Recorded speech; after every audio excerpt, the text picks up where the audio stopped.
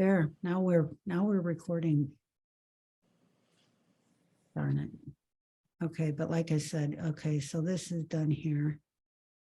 And I'm going to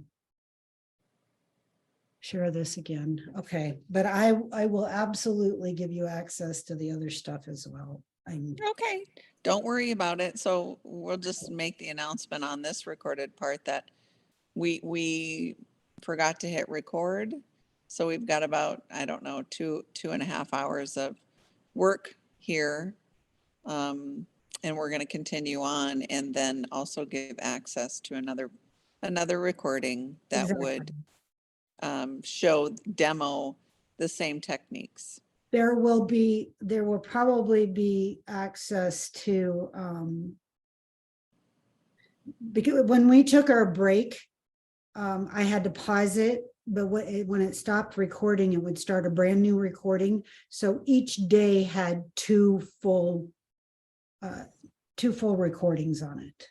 Okay, well, whatever you're comfortable with, we're happy with. I'll give it to you all. I'm just. Yeah, don't be upset. It's all fine. Okay. Yeah. All right. Your doll. So, your group is wonderful. I love you guys. well, we love you too. And we know you've had a hard time, so we're here for you. So do you want to break now for 20 minutes for lunch? Yeah. And as soon as you guys are done, you let me, I'm just going to be right here in my kitchen when you guys are, I won't be far and I'll be sitting right here when you come back. How's that? That sounds great. All righty. Thank you. Thank you. Okay. All right, Gracie, come on, I'll give you something to eat.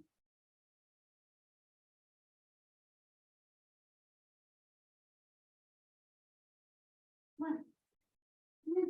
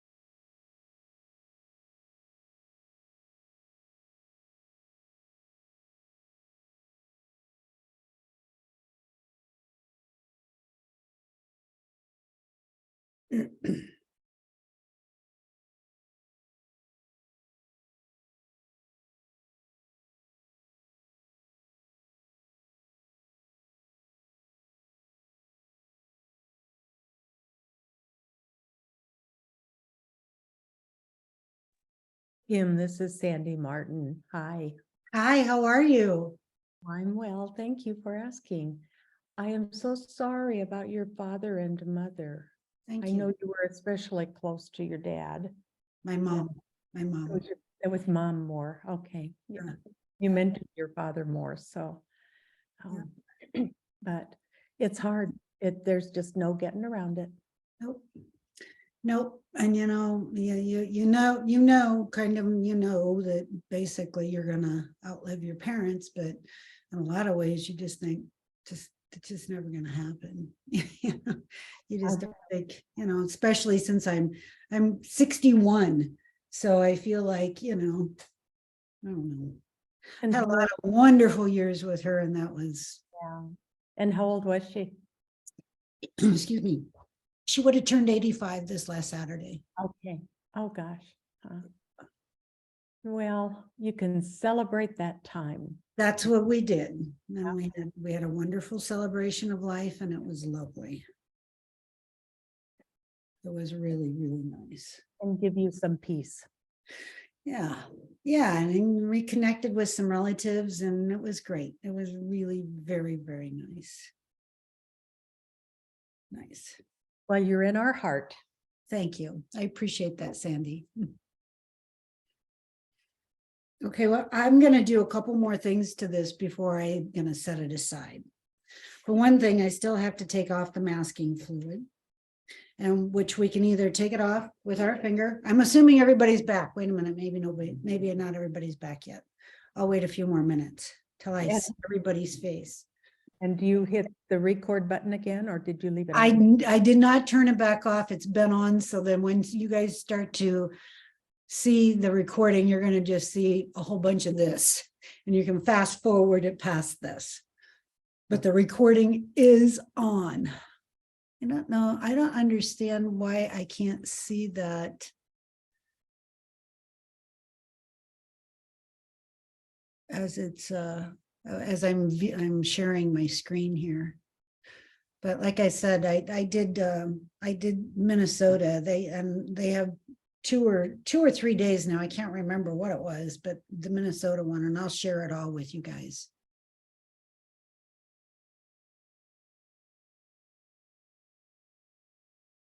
But it still looks like there's a couple people that aren't quite back yet.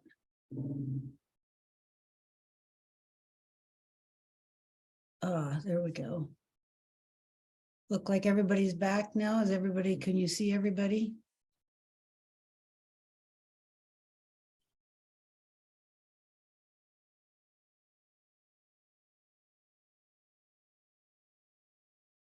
Okay, unless you guys tell me to stop, I'm gonna go.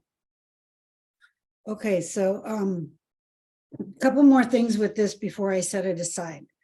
I haven't taken off the masking fluid. So with the masking fluid that I use, which is the PBO, you can either just take it off with your finger like this, or you can get any rubber cement eraser thing and take it off with this.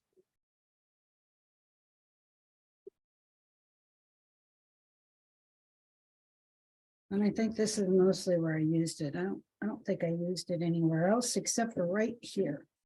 So as you can see, I have problems, which is what happens with using masking fluid. And that's okay. We knew that going in, so we're gonna try to fix these problems as right now. So one of them is when we have this type of thing. So I have to come in here. I'm going to take basically what I think I had. I'm not going to try to fill in everything. I'm just going to try to get a little green in there. Just fill in a few of these little spaces, and it should take care of itself. The human eye will just fill it in. All right. The same with what's happening this way. If I come back up here with base, I'm just touching a few of these inside edges where it was so light. That's all I'm trying to do. I'm not trying to fix the whole thing.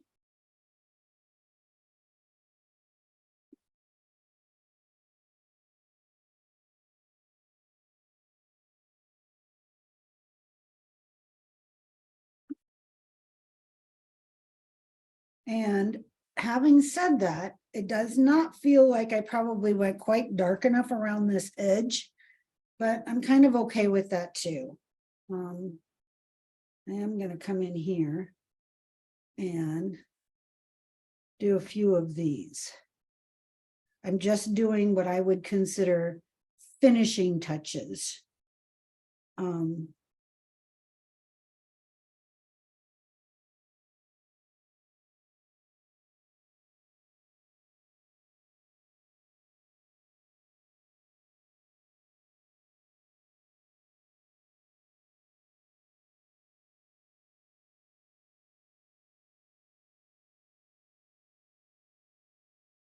And you almost have to just play with some of this.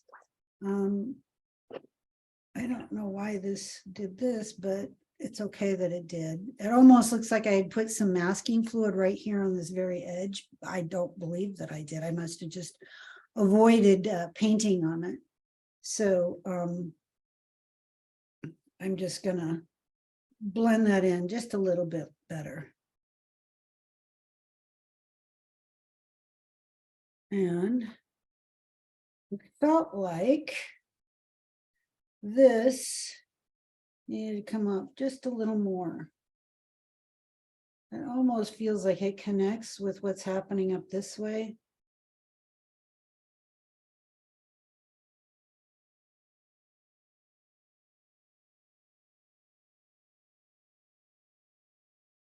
That feels better. And this area right through here didn't feel quite right yet either. So I'm just gonna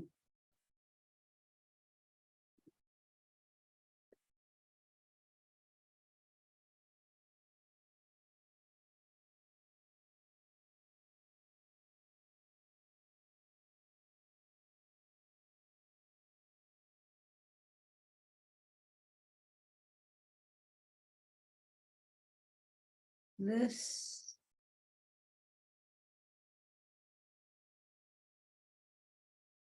Needed a better shape. As well as this.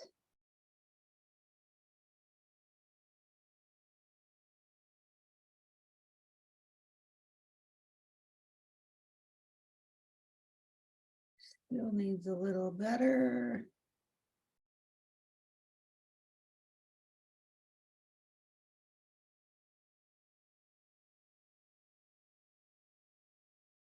To me, I can see it much better on this screen than as I'm looking at it. When I was just looking at it per se, I felt like, oh, that looks okay. And then when I looked up over here, which would be like looking in a mirror or one of those, or taking a picture of it, and then seeing it through completely different eyes, I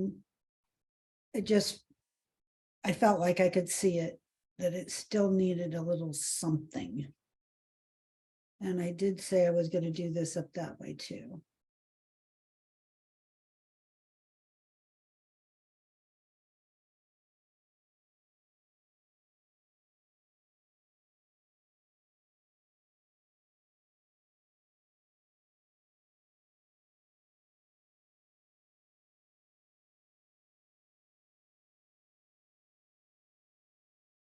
And I don't want it to be too much value, just a little.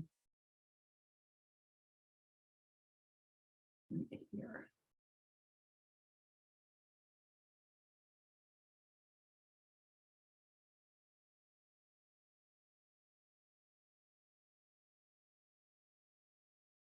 Yeah, that's much better. To me, feels like anyway. And this feels like it's a little too light, so I'm just taking water and just kind of smushing in.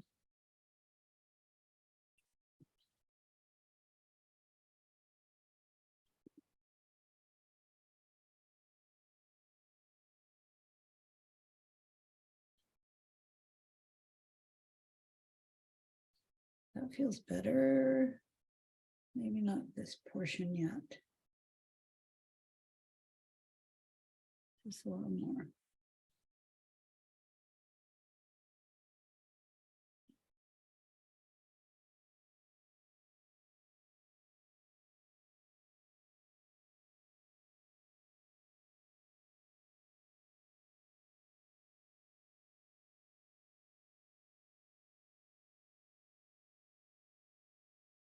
So a lot of times when we're doing things like this, we think we're just making little changes. What ends up happening is that we make bigger changes than we anticipate, and it's changing something else as you look at it, it's doing something to something else within your painting, I guess is what I'm trying to say. And so you just have to be careful that you're looking at it all the way around. One more thing. I don't like this green in this eye like this. So I'm going to cover it with a little bit of blue and a little bit of my burnt sienna. I'm using French Ultra and burnt sienna, just a little. I just don't want it to be quite as green as how it feels. Too green.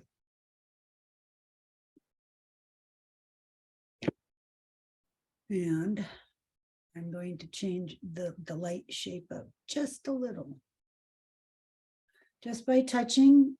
I don't have to scrub. It's in here pretty dark, So even just by touching it a little bit, automatically does it. And that what I just did helps make it feel a little bit more round, I think. And having done that, it feels like the other eye is not as dark as it should be.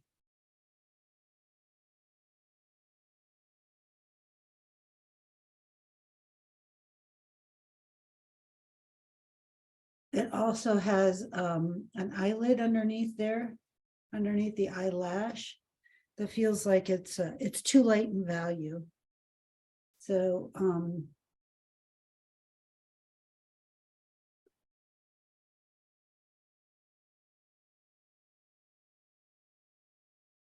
and did I just see if I can't push it back just a little?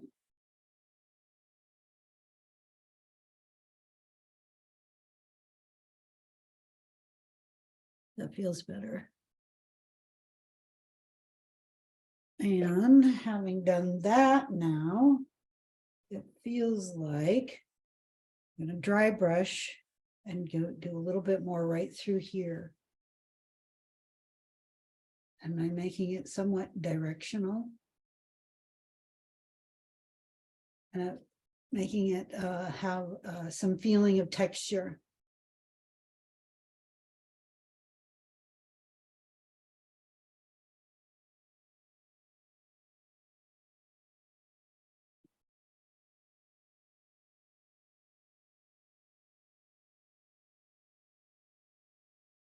I feel like I could bring some of that all the way up this way. And even some in this area. Again, I don't know anything about a giraffe any more than anybody else does. So if I follow my instructions here, I should be okay.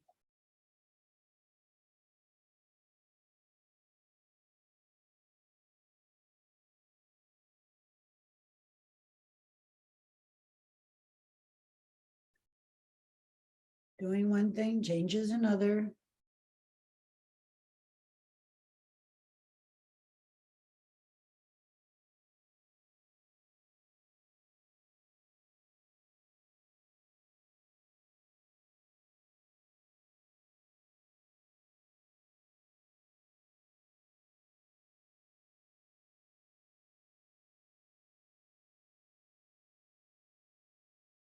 Mm.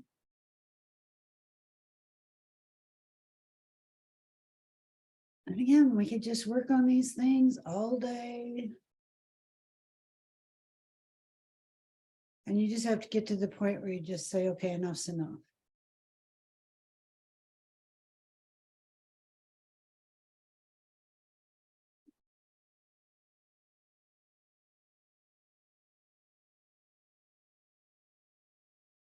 Looks like this is a little too light.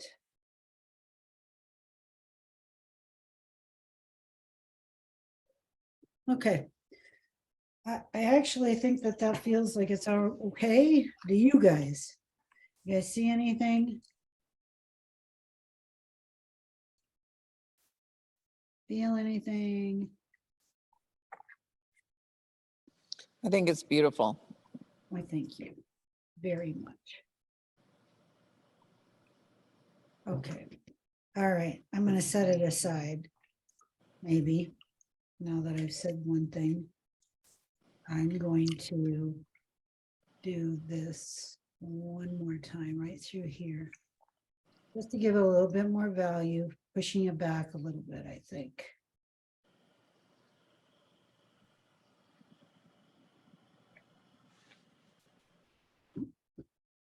All right, okay. I am now we're going to change again, and we're going to go back to the ostrich. I will try to reiterate everything that we did so that if somebody else is going to watch this from scratch, they can catch up to it.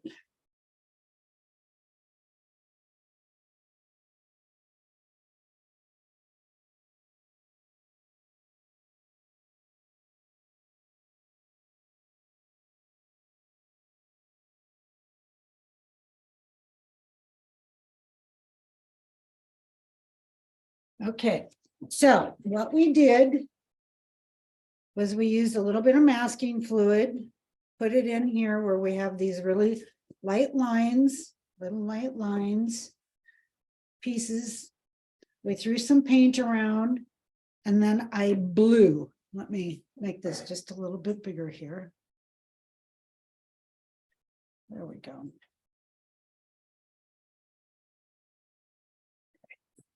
And we took a straw, or you can just blow with your mouth to make these shapes.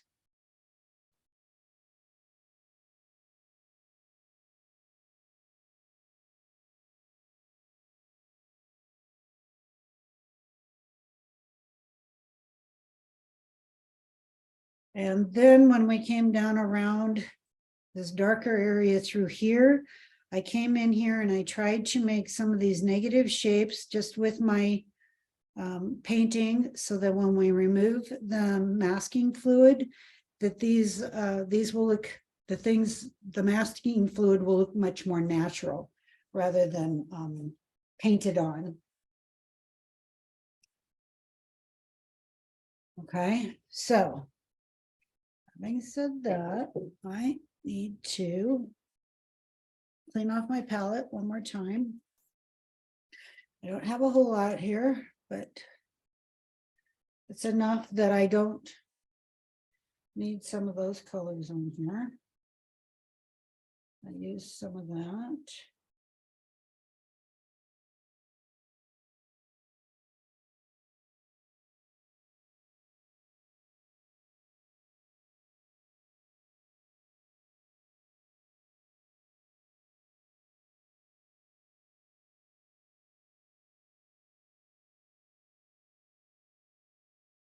Okay, so and we also talked about that I did not draw this dark portion in on my painting, but I'm using it as kind of a reference point, as this is darker than what this is going to be, and that this is going to be darker here, and then we'll have the dark this way, we'll have these dark shapes up this way that will help bring the face forward, the neck forward, with the feathers or this dark area back here pushing it back.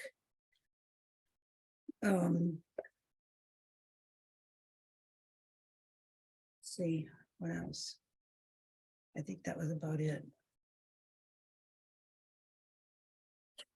Did you mention what colors you used? I have mineral violet. I have serpentine green. I used alizarin, and I used a little bit of my cad yellow. And I believe I was using the cerulean blue. So we have serpentine, cerulean, mineral violet, the alizarin, and cad yellow. But the colors really don't make any difference. What makes a difference is that you can get dark values with your paints, so that you can continue on with that. So that you can get the dark values where you need dark values. We can just add water to get the lighter values. So we're all good. So I have on a separate palette over here. I don't even know what color this is, but it's a pink color. And I'm going to put it in some of this area over here, because I have painted these before, and I personally think they're adorable with the pink lips. So I basically just want to get some pink lips happening.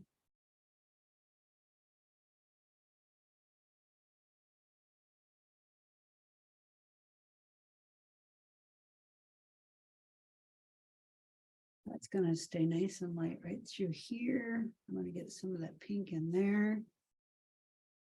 And while that is drying, I'm going to come right back down here. I'm going to take my measurement of this because I can't see where my drawing is anymore. But I need to have the width of this. So I'm just going to make myself a little mark here.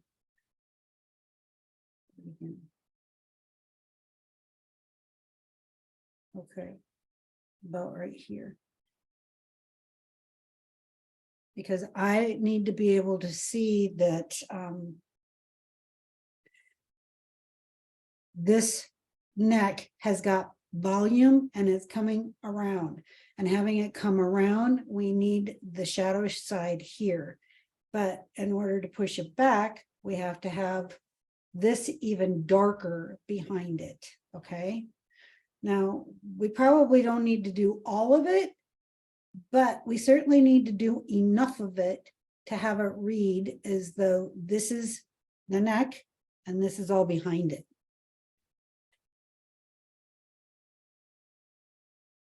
And I changed over to the French ultramarine. I have my mineral violet, and I'll add a little bit of burnt sienna to it as well. I just want it to be dark enough so that it reads. So I'll continue taking my measurement here.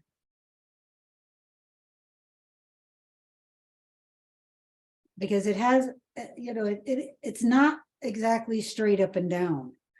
And we want to give it a human element to it so that it has the feel that it is, it's real, without giving it all of the real colors that we don't need to do. And I can come back in here also and just give it a spray.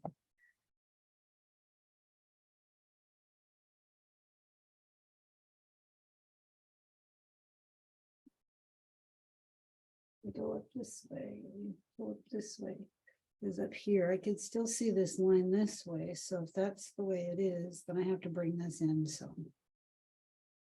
And I'm also still trying to do a little negative painting besides what I already have.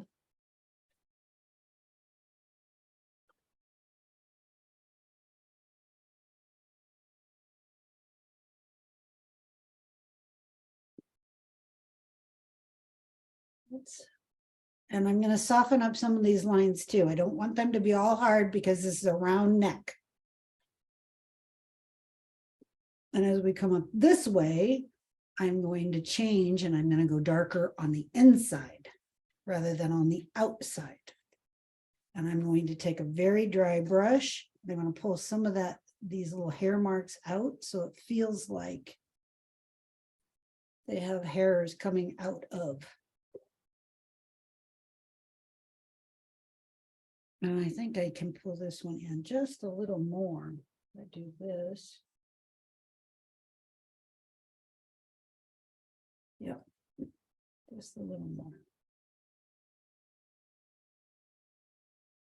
I'm going to assume you guys know what I'm doing when I'm doing this measurement like this.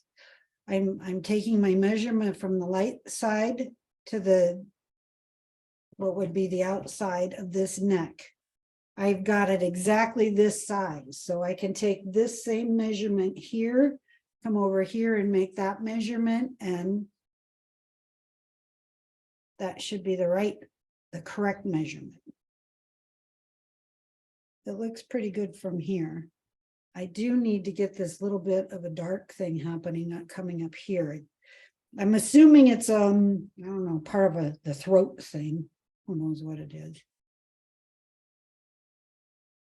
But as long as I follow my instructions, I should be all right. That's too dark.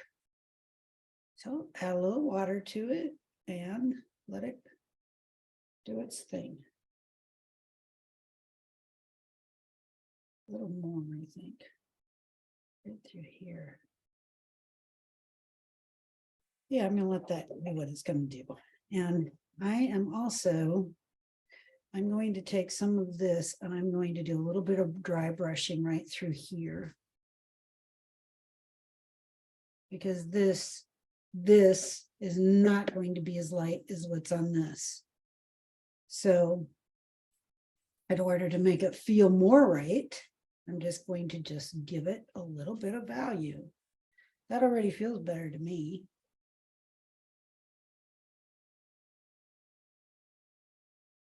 Yeah, all right. Now, now that I've done this on this side, I have to come to this side and basically do the same. Put this baby over here. And I'm also, you see where I have the white marks? These little green marks are where I have the masking fluid. So now I'm going to make new marks as well. So then I'll have a light, I'll have a medium, and then I'll have the dark behind.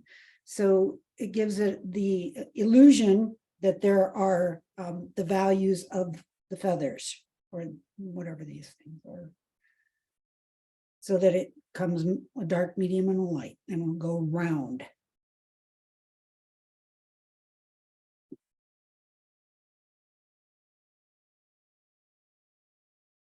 Oh, I better get some green in here too. And I will also spray this, just like I did this, to let it do some commingling.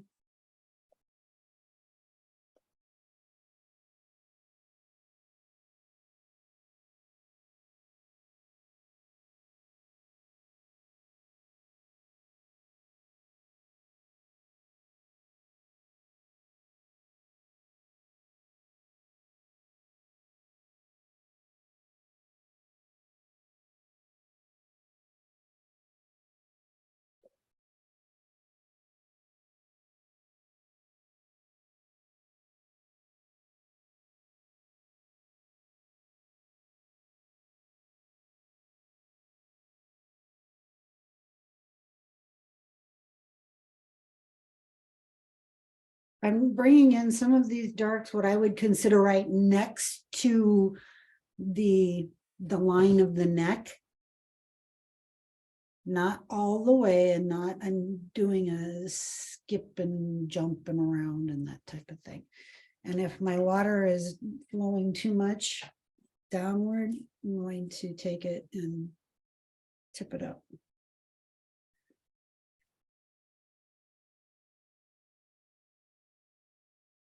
Then I have to decide how far I'm going to bring it up.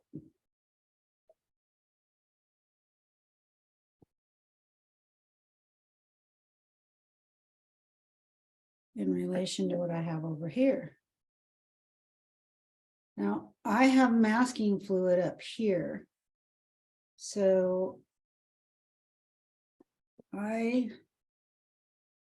also have, well, I'm going to have, let's say, more of a blue sky up this way. I can't just have this. This looks ridiculous as far as I'm concerned. So I'll have to figure that out. And sometimes you just have to play with these things. We can plan until doomsday, you guys. Having it, be absolutely correct, that's another thing entirely. So I'm going to bring this up here. I know that this is going to come, I'm going to have some dark pieces through here. I'm going to connect that right there. It's not very dark.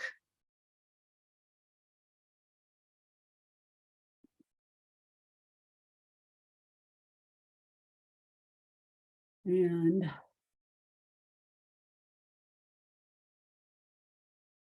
we'll see what happens. Whoopsie.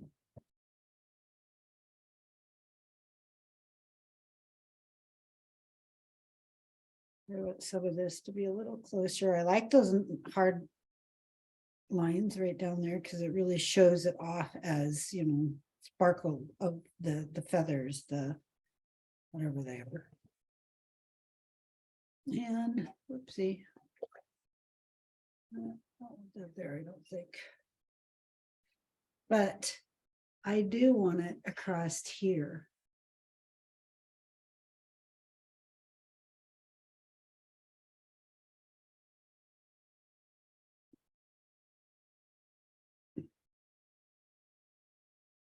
And let's see, if this is this way, which I'm going to have some nice dark ones coming out this way, I can bring this down some here. More.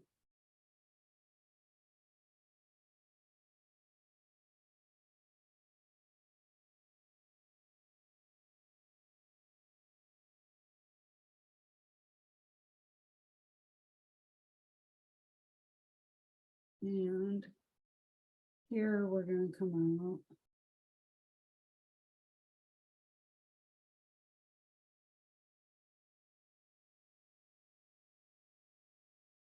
This is gonna be darker through here. And I'm just gonna add it to what I have going on there. This needs to come a little darker just to add to what's going on up here.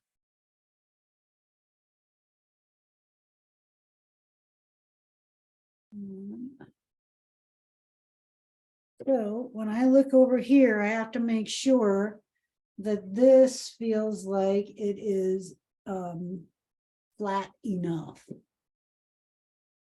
For the bottom of the lip, that's about right. This way. Here to here, here to close.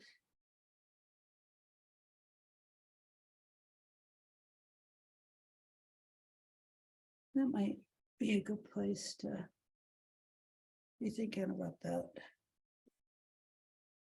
Maybe in a little more this way.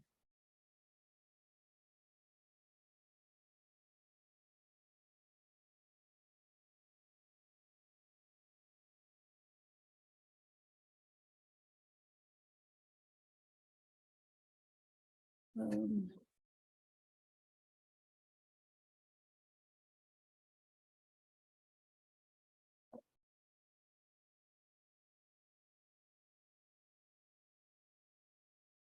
It's not going to be perfect anyway, but gosh, we sure want it to be, don't we?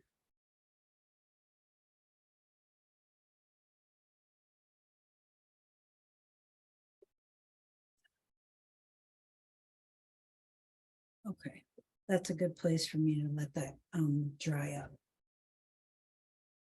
And I'm going to take some of this that I already have them. I'm going to get it going in this eye area.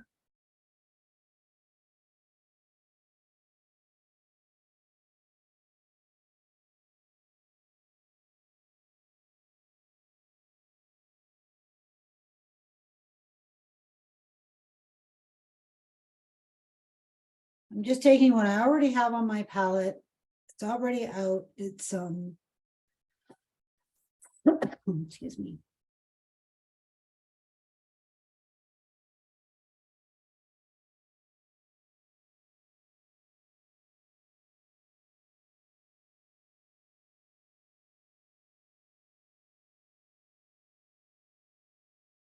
So I can kind of just see where I'm going again with some of this. It's very light in value, but it's going to help me see where I have some of these shadow shapes. And that's right there. And here.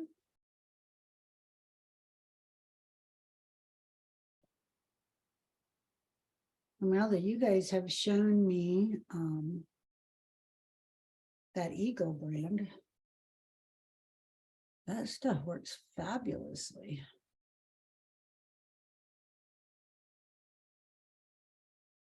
The what? Eco, the Eco White that you guys use. Ecoline? Eco Line. Yeah, I it's hope that if I have the stuff. right name, right? Sandy, it's that stuff Jackie Long uses in the little, it's like the bottle with the dropper. I guess I don't know about it. I'll And the- send you a picture of it. Thank you. Oh, Uh-huh.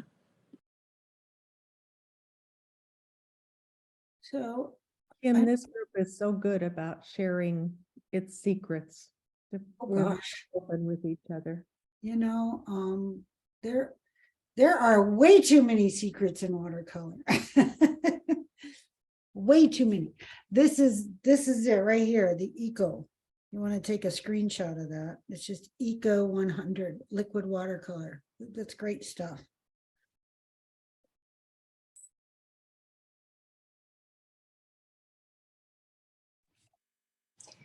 Sandy. We'll have to have coffee and I'll bring my bottle and show you. Bring my bottle and show you. That sounds very suspicious. We need a t-shirt that says that. Exactly. I love it. So again, I'm just getting in here and just trying to make sure that I have what I need where I need it. I'm going to come back in here with a little bit of my and I'll put a little of my a little of my alizarin with a little bit of my cad orange, and I'm going to start getting in a better value for her lips, because we know it's going to take a little bit of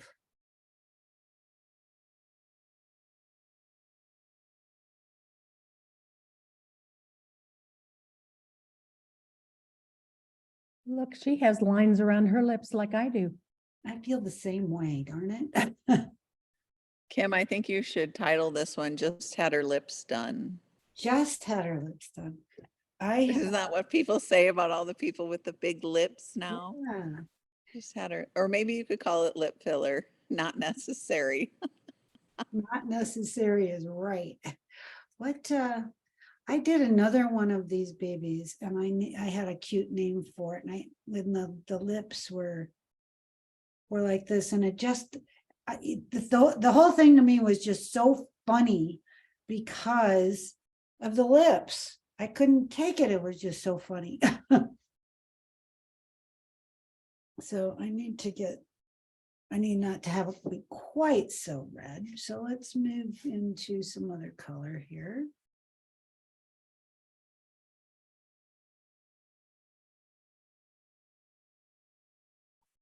And I think I'll have to let this one dry a little before I can. And I know I'm going to have to get in here, and this needs to be much lighter here. And this edge here needs to be much lighter. But you know what? It's not a lot different than what Sandy said about, I'm assuming it was you that said this, Sandy, about sharing secrets. Because I've been in classes before where instructors have said, oh, there's something wrong with this. Can you see what's wrong with this? And then they won't tell you what it is. And that's very frustrating. And I have no problems telling you where I feel like I'm having issues anyway with my own paintings. That's, what teaching is about for me. I can't, and I don't want to come in here and act like I'm doing everything just perfect, because I'm not. I forget to turn on videos too.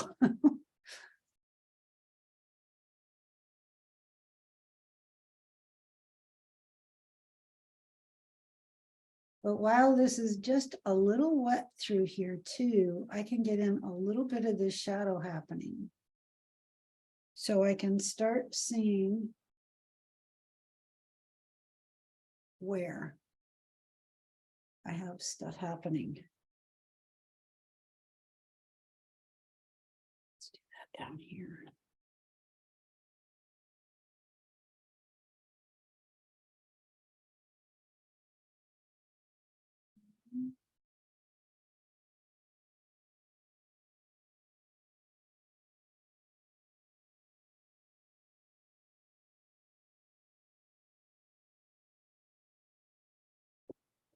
Now I'm going to come back underneath here.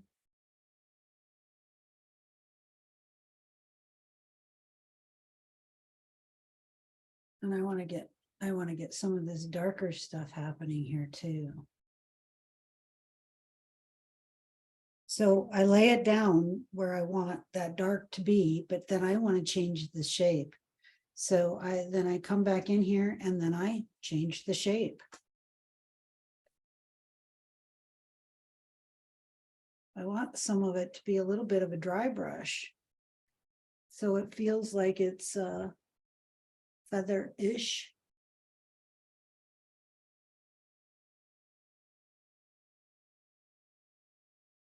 This one's still a little dark.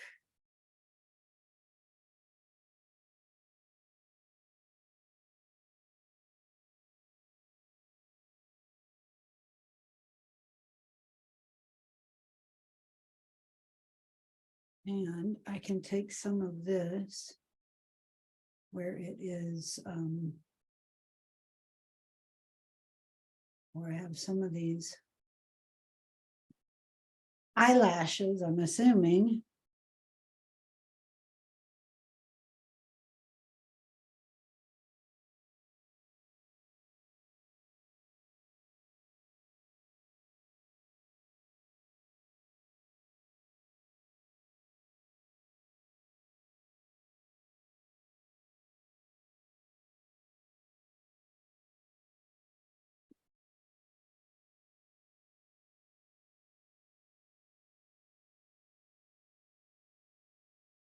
And you want to look at where it's touching over here and what it's telling us. It is telling us the shape of the beak. So we have to follow that shape. And then I can come up this way with some of this as well.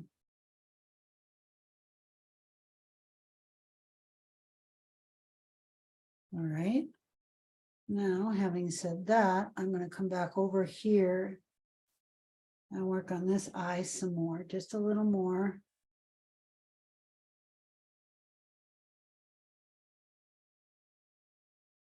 I don't want it to look like a black hole, but I also don't want it to look like she's got cataracts. So one has to kind of lead into the other.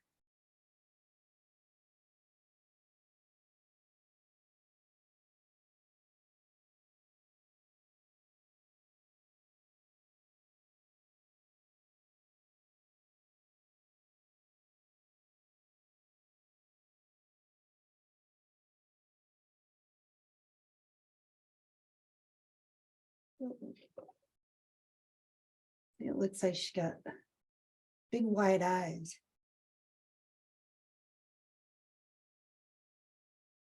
And these are all, I don't know what you want to call these things, but there's a shape and they have a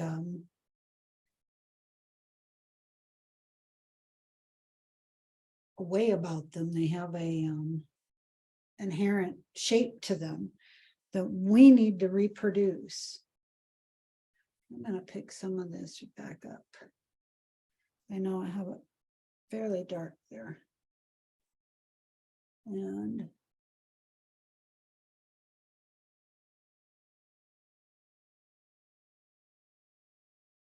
then this.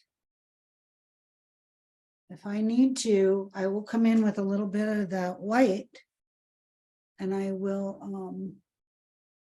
I'll put a little bit in this area here so that it feels like some of these eyelashes are longer and shorter.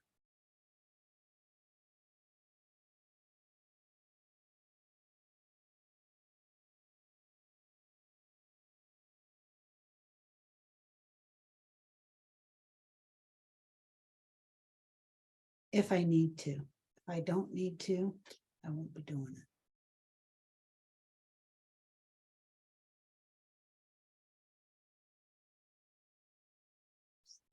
Yeah.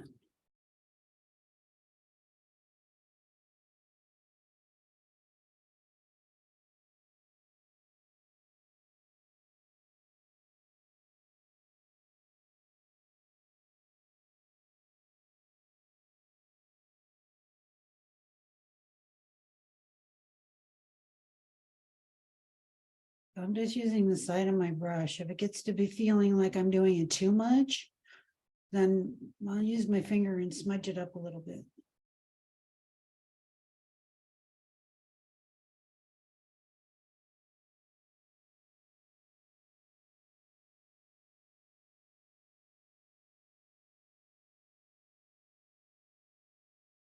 And we have the same thing that's happening here, right at the top of the beak over here.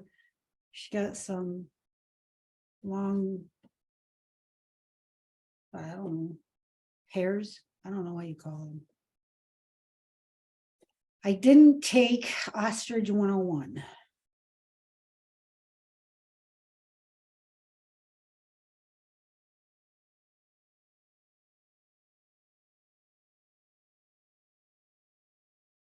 But I am going to take my brush. So I don't want to do every one of those little hairs. What I want is to give it the illusion of it happening without doing everything. So I took my brush, I spread these babies out like this, and I'm doing this.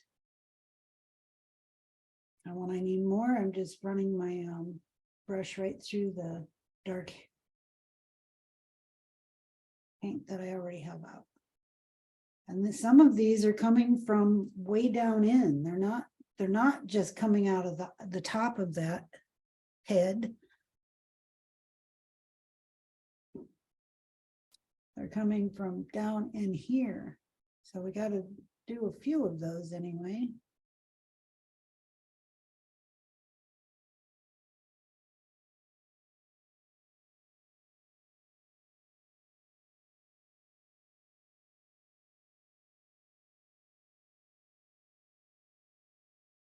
More.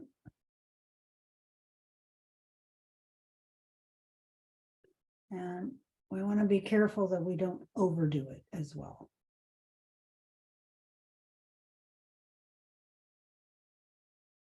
It's really easy. Because we want to get it in here and we want to do it just right. It's this.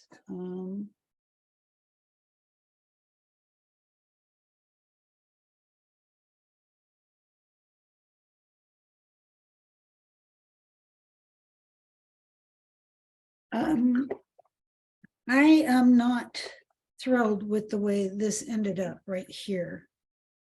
I'm going to come in here and I'm going to try to lift just a few of these areas. Not too much, but just enough to blend in and not feel like it's a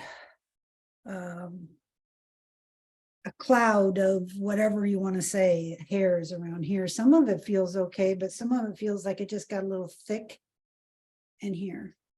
So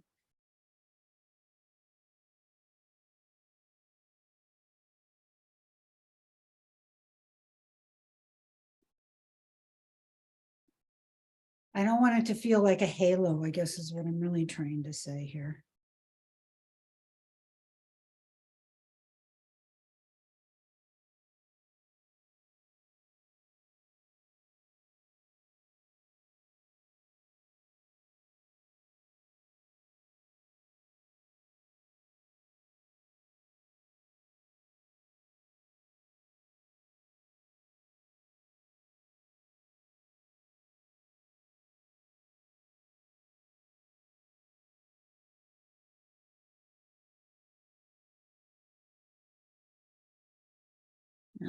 If what I need to do is I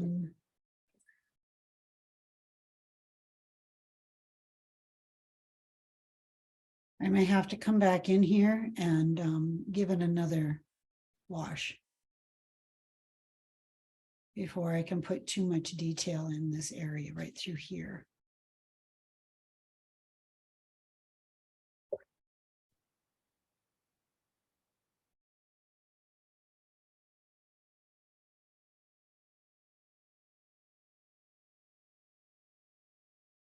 Sometimes you just have to wait for it to dry again too. That might be all right.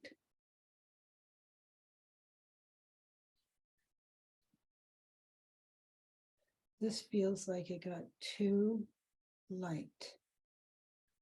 Although on my, and it also looks like it got a little flat right here rather than rounded.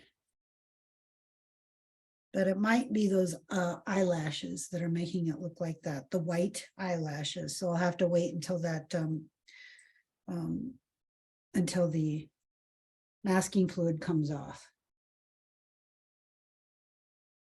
The same with some of this over here. Felt like it got a little bit thick in a couple of areas and where it should have stayed nice and lighter. And having said that, this a little more. Leave that alone, I guess.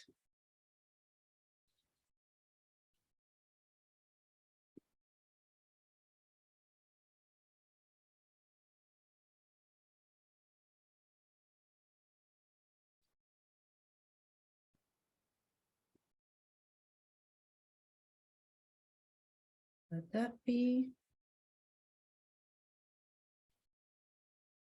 Mhm.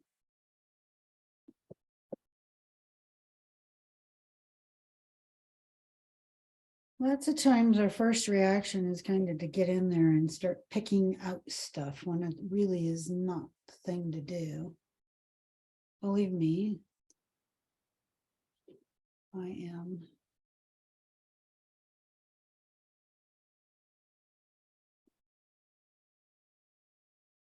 All right. This feels like it needs to be toned down some. So I'm going to take my French ultramarine, a pretty washed out puddle of it. And I'm going to come over here and do this.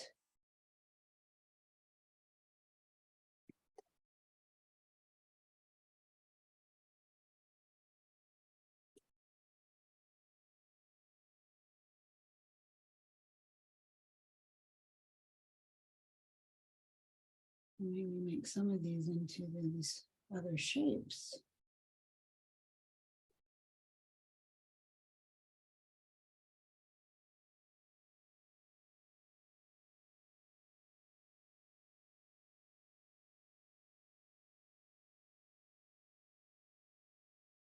Some of these shapes within this, you really almost have to get up close and personal to see what's really happening over here. And I truly recommend that you do it because that's part of the character of these birds. And they're funny. That's all there is to it. They're funny.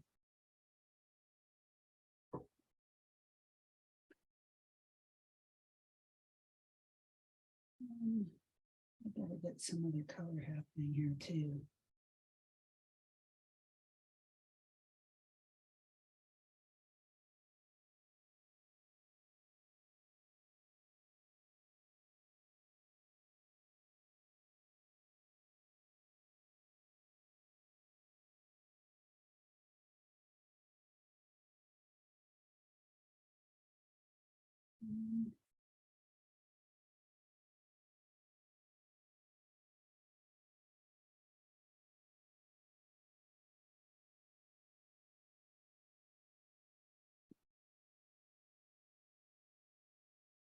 This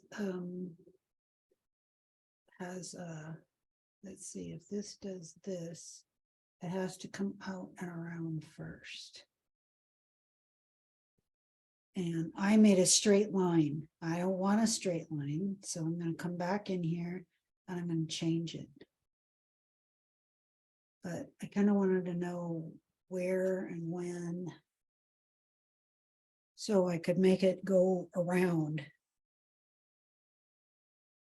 Does it make sense? Hello, Kim. Yes. This is Jenny. I have to sign off a little early, so I just wanted to make a comment and ask a question. One is I just loved watching you paint this morning. What a great way to spend my day.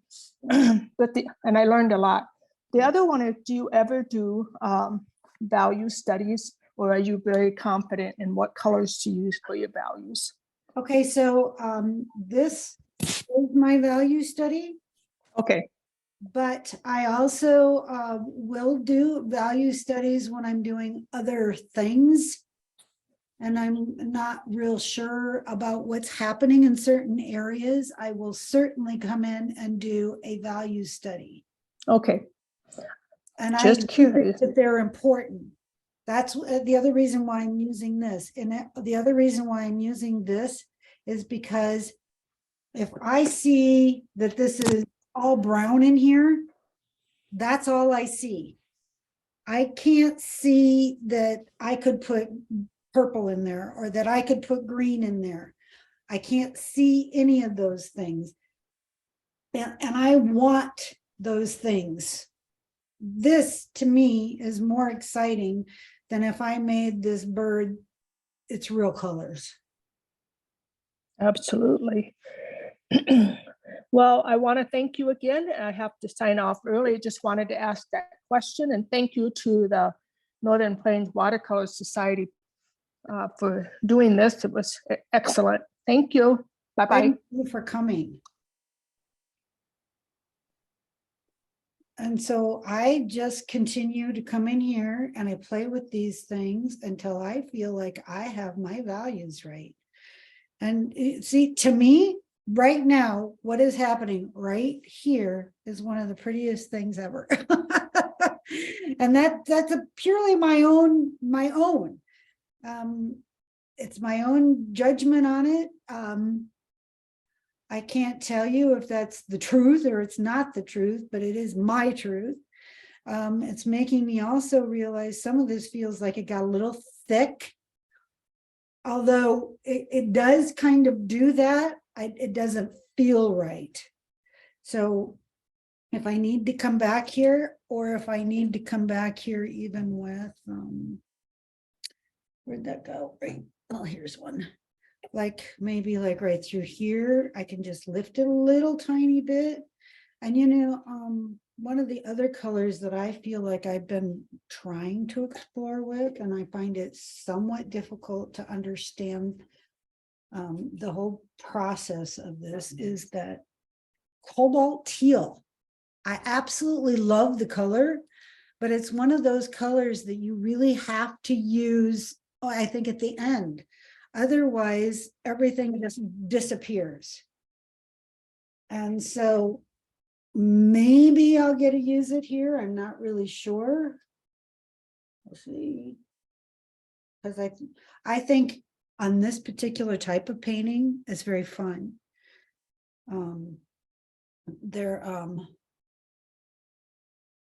These are fun type paintings that are, to me, I don't know what you want to say. They're not.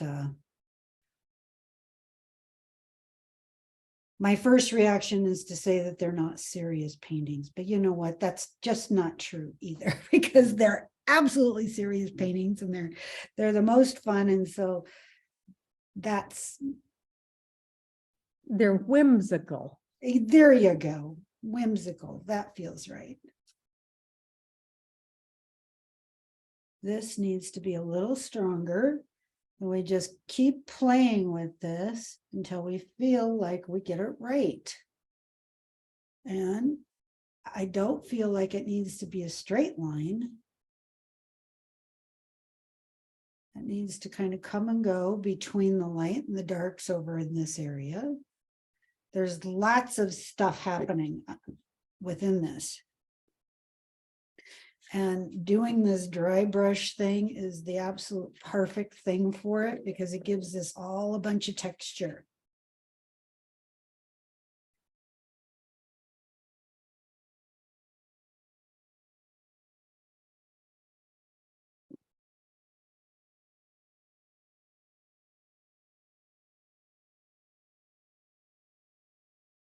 And the other thing that we could be doing with exactly what I'm doing right here, I could just be throwing a little bit of paint, making little dots per se. But if it gets too dotty, I know that that's a weird word, but if it gets like it's too much of a dot thing, then it looks like chicken pox, like it doesn't belong there, and we don't want it to do that. So like here, I could just take the end of my brush here and I can make some different shapes. So it feels like there's hairs happening here. instead of just dots, and then it has different values within the that I don't even know what these things are called, feathers or whatever. And if it feels like it's in the wrong spot, just take your paper towel, do some of that. Not too thrilled with this eye yet. It feels like it's a big hole.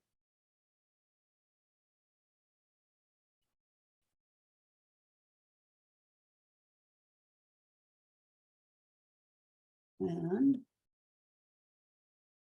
I think I got it just a little bit out of shape.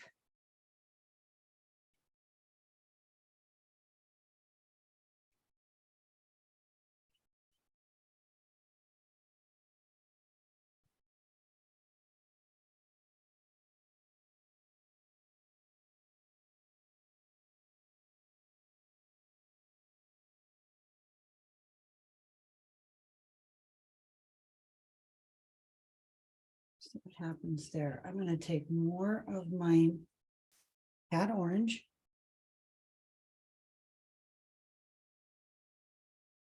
And try to come up here and do some of this.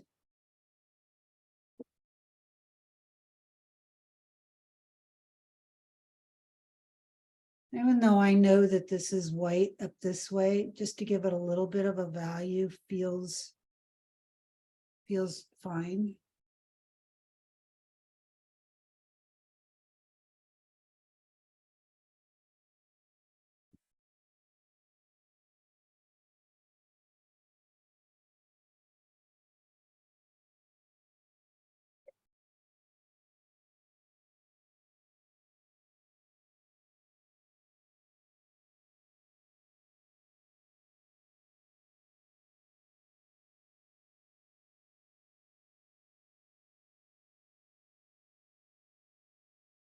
Sometimes it's also about what you pick up with your paint rather than what you're laying down.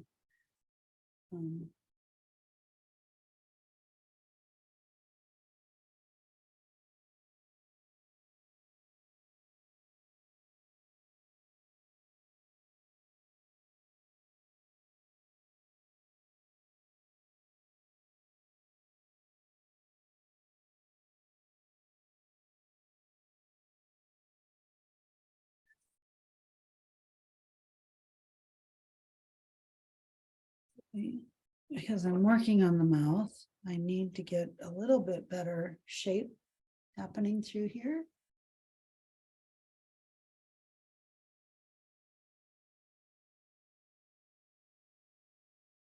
Let's do this.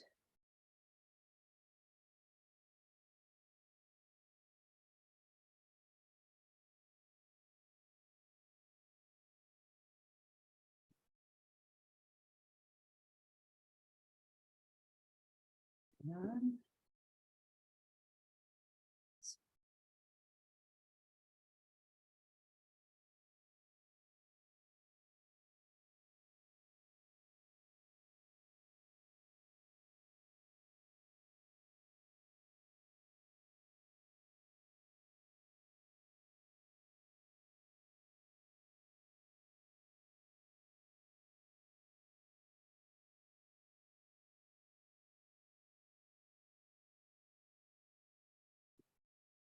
And I think I'm gonna pick this up just a little bit right through here again.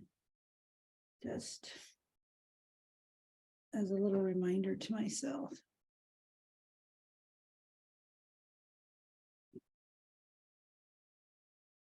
Nice little glow underneath right here on this very corner. So, whoopsie, well, those want to take all of this away.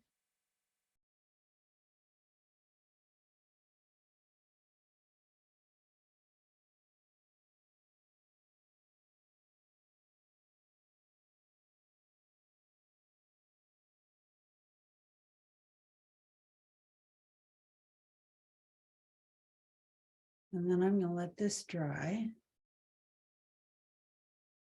That part anyway. I am gonna come right back over here.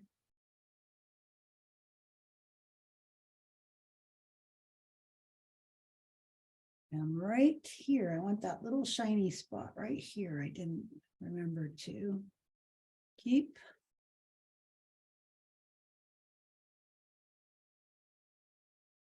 Again, I'm going to, I have to let certain parts dry. And then I really have to look at this and I have to say, how am I going to express that those are pink lips without, because pink, you just can't get dark enough with your pink. But first and foremost, I feel like I have to, what did I do with my brush? First and foremost.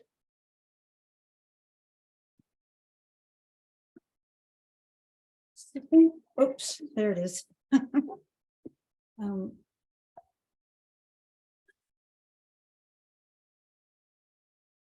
I don't like the purple that's underneath the chin. Okay, so I'll have to change that.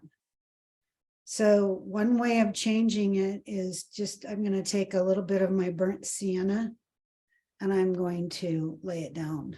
See if that'll do it. Maybe it will and maybe it won't. Feels better.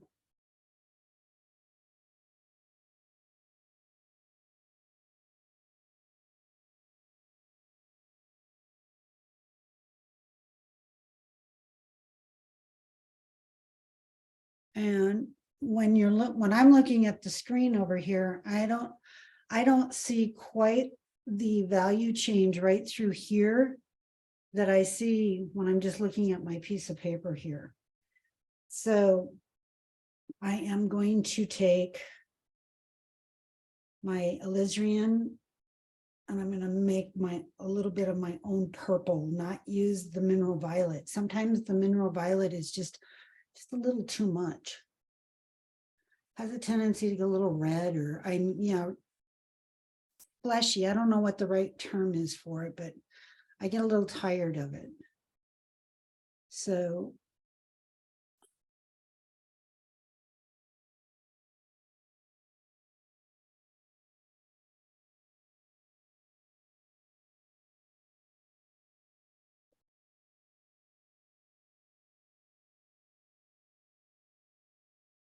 let's see what this will do.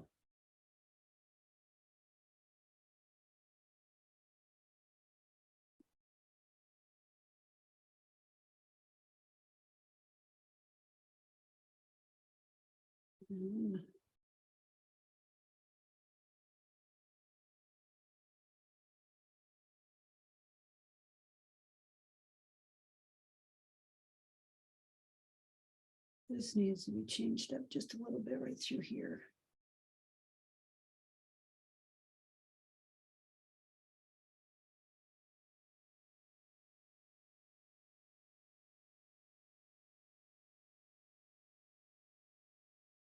Sometimes these types of things can be so much fun to paint because there's no perfection within them, you're just having a fun time playing with your paints.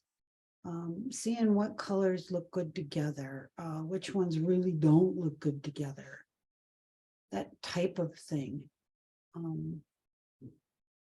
I feel like I do this too when I'm doing a lot of those shorebirds, or I'm just playing with color. Playing with my paints. Those are some of the best.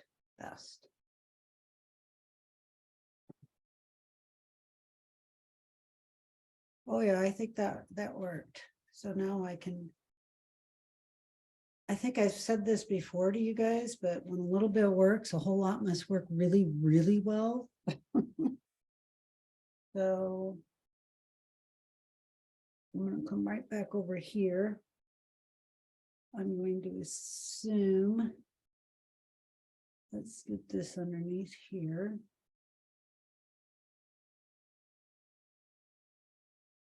Here.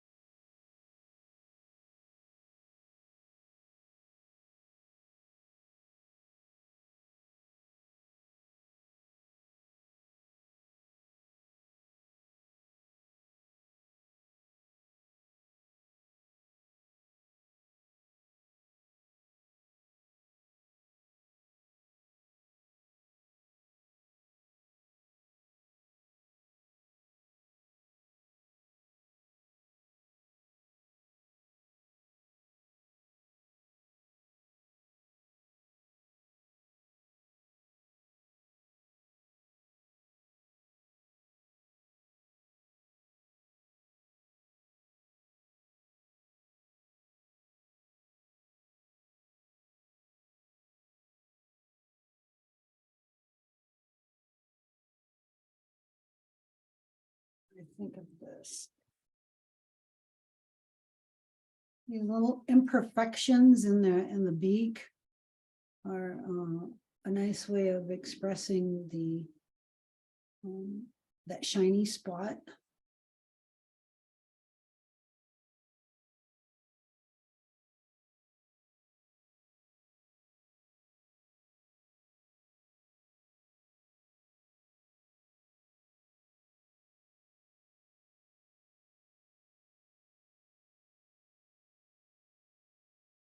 And even though this portion over here is quite a bit lighter in my in the picture over here, I feel like I still need to get a little more of this going on over here. So I'm going to do it.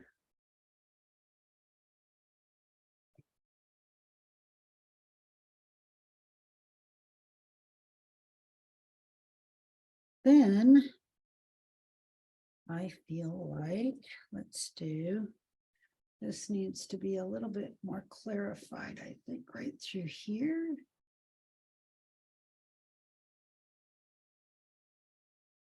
Oh, that worked.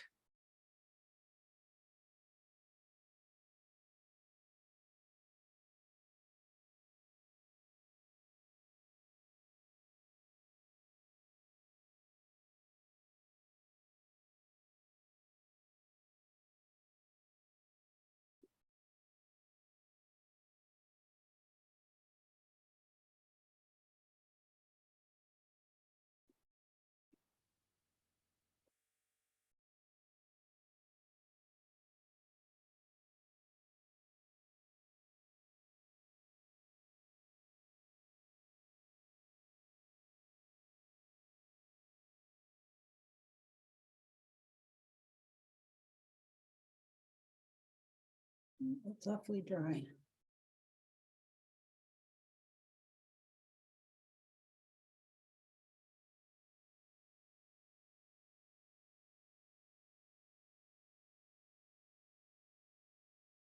Well, like I said, we don't want to do every one of these, but we want to give it enough that it feels like it was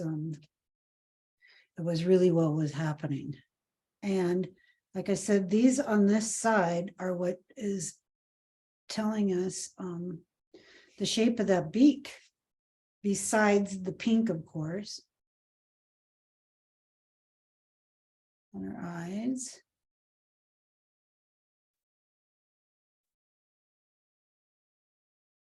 And I'm going to do a little more of this right through here, I think.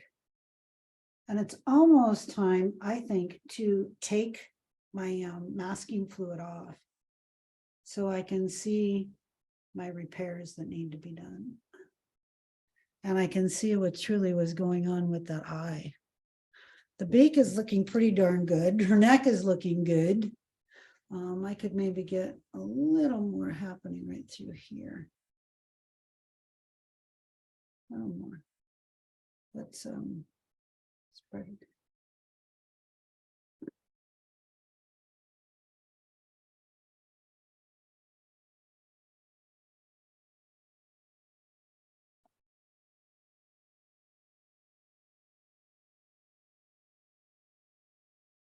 Any other ideas here, you guys? Am I doing okay? Is it looking okay on your end?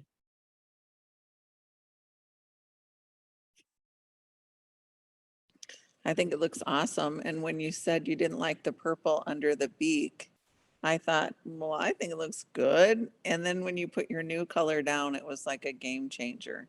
Oh, perfect. I thought, I really, it was like surprised by how much of a difference that made. I like it, what we were just talking about, though. It's funny that you make one change and it changes everything. It doesn't just make the one change in that one area you made the change, it makes a change everywhere.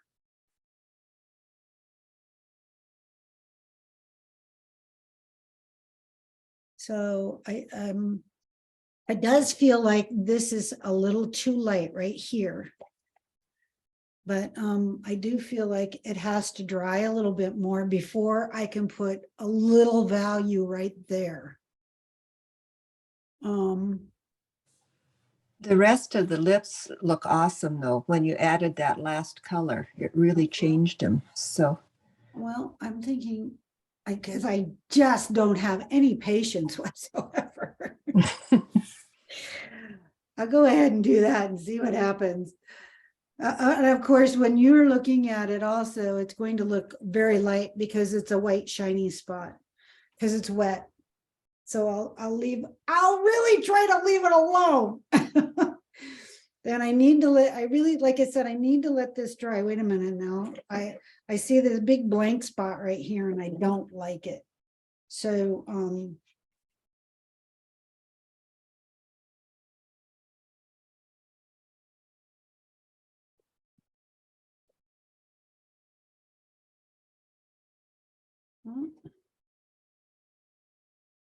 I can just tell you guys though that these ostriches are they're a kick in the pants to paint, and they're just so much fun. And last year my painting that was over at the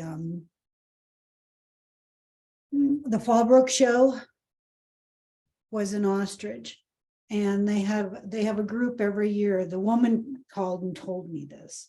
They have a group every year that comes in, and they bring in a busload of these, an older group, to look at the show. And she got so tickled with my ostrich that she came back and purchased it. And that to me just, that's the best as far as I'm concerned, because, you know, how many people really purchase art because it's something that kind of tickles them and they want it in their home to help, you know, keep a smile on their face.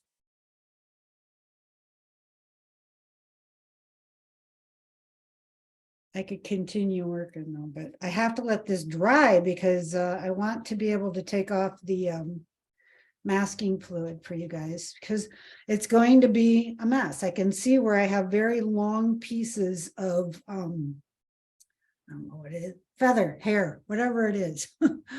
And it will need to be fixed. And I know I'm going to come back up here and have to work on this eye area a little bit more.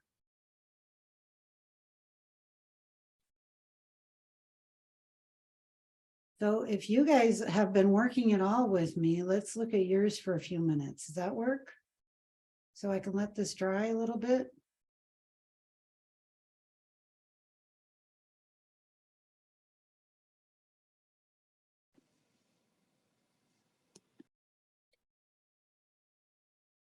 I don't have anything to show because I've just been taking notes and watching you paint and stuff. So, but I think there's been some here that have been painting along.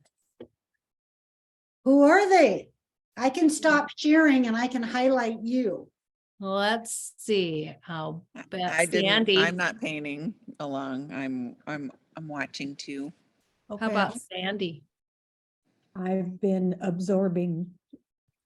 I've not been painting either, but watching. So I think Okay. that's what most people do, is watch All on right, Zoom, so, especially when they know we have a recording to watch. So then you. Yeah. Now What you have about- lots of recordings you're going to be able to watch. What about Well- Susan? It looks like she's been painting. Who? Susan, Shall I stop sharing? We can look at Susan's. I think. Yes, I have been painting, Okay, where's Susan? but well, I'll show it. Okay, How do I get it to, oh, I don't There. know. can Oh, you see it? yeah, you did a good job. I like that you put the blue back there. Now bring some of that blue right into his face so that it feels like it's part of him and he's part of the paper. I like that idea. Yeah, I am gonna bring the blue across Good. to the other side of him. I haven't done that yet. that's still good, but still bring it right into him. Into his face. Yes, Okay, Yes. Okay, Okay, perfect. what else? That's it. You're gonna have to somehow set him down, so you're gonna have the shadow thing Oh, on. yeah, there's gonna be a darker bluish, yeah, I haven't, you said to keep do the background with the painting, and I'm kind of bad at that. I kind of Uh-huh. put it off till I later hear on. you. I hear you. Boy, do I. Sometimes it just gets away from you and all of a sudden you've got the whole painting done except for that background. I'll just show my head. There you go. Let's see. Oh, very fun. Very, I- very fun. I didn't even start drawing it till the video started. I wasn't gonna be able to make it. Good for So you. Cookie, I will you didn't hold get it to- up so we can see it? Will you hold it up better? You have to speak so that you can take over the monitor here. Oh, There you go. can you see it now? Wow, Isn't that fun? Cookie, It's a that is funny one. fantastic. Fantastic. I love him. He's so happy. Yes. This I love the, her eye. the giraffe I won't show. You know what? That was the name of my painting that I did. So happy was one of these boogers. How about pucker up, Buttercup? There you go. I like that too. Hey, Claris, did you do one? You're so quiet. Come on, show us. I didn't paint an ostrich, but Oh, that's that- beautiful. Beautiful. Nice. Really nice. I don't know why my voice isn't picking up, I guess, but Yes, it did. You're good. That's Okay. beautiful. Good job. Nice. I like that. thank you. What kind of bird is it? I think it's a yellow-rumped warbler. It's the Oh, there closest you I can go. get. They just show up every now and then. So, Perfect. thank you. Uh-huh. Anybody else? I bet Lynn Burke did. Come on. Show it up. Come on. She doesn't even have her face on there. Oh my goodness. Who's the other one? 837-282-11616. That's Nora. Oh, did Nora paint one?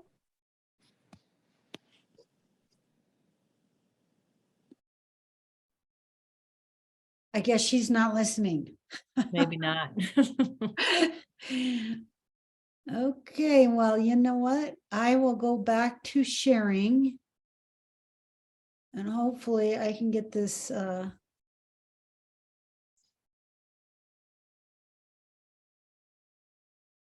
parts of it are dry. So maybe if I'm real careful about the parts that are dry, I can do that.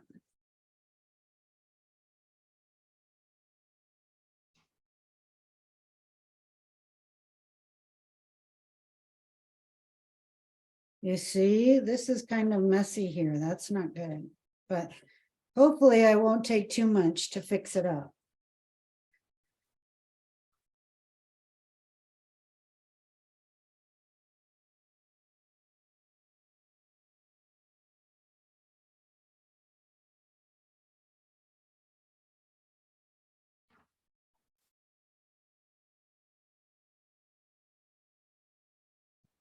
Okay.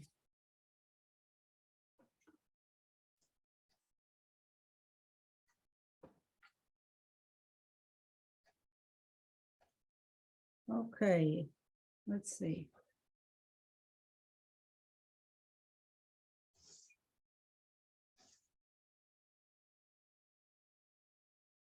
Let's just do, I'll do this portion of it first.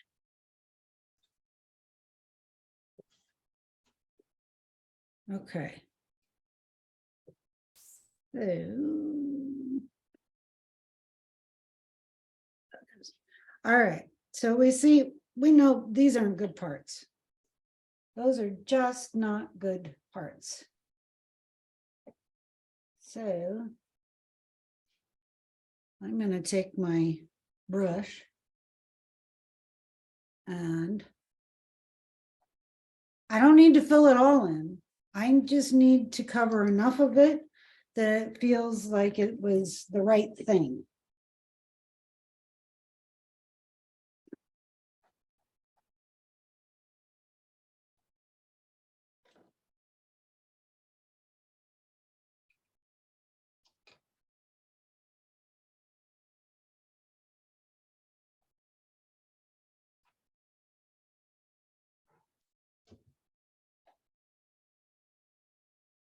There are nice lights through here, and so I can keep some of this, but I can't have these great big spaces, big long lines, which I'm not sure how that even happened, but it did.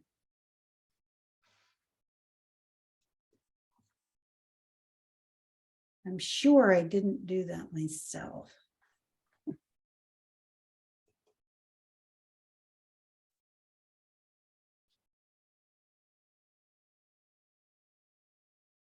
That felt like it was a long line this way for whatever reason.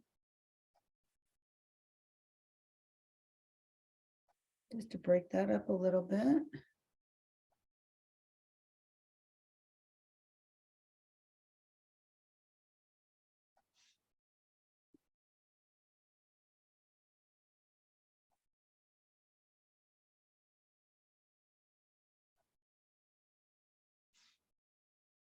And you know, the funny part, these are on this side, they don't bother me at all. And I thought maybe they would more. Maybe this one a little bit. But like I said, you just need to break it up a little. You don't have to get in there and do a whole lot, just littles. Especially on this, with what we have going on here.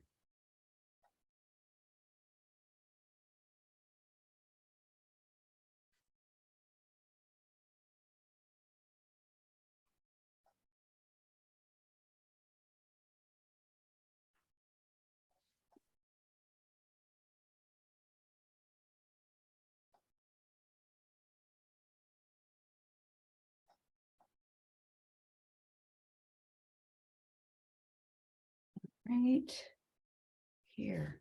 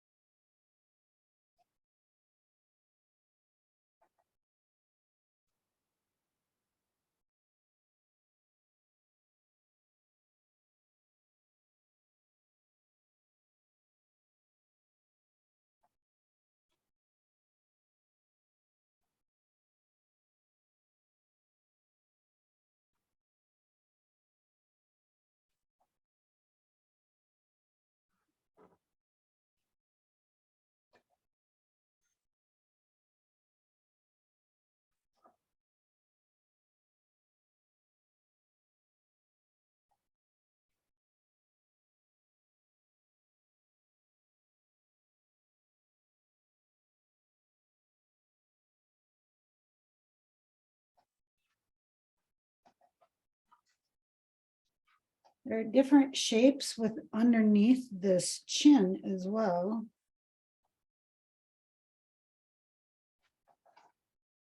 That we just have to give the illusion of them happening in order to make it just look a little more interesting, that's all.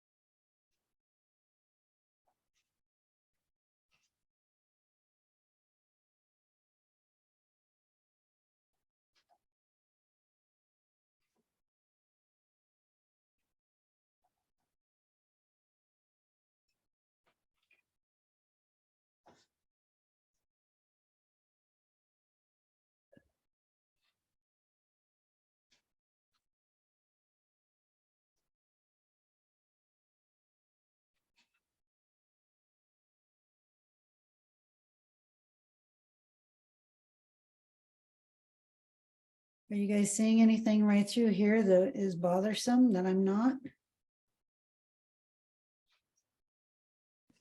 I think it looks super good.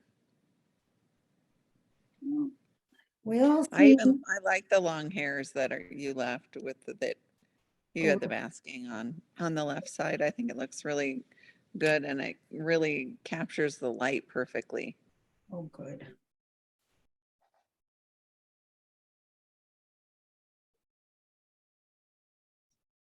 Okay, now. I know I'm gonna have some issues with these eyeballs up here, so, or with that eyeball. But this little, I didn't leave too much, I hope. That might be a little too thick right here, this one, but I'm hoping.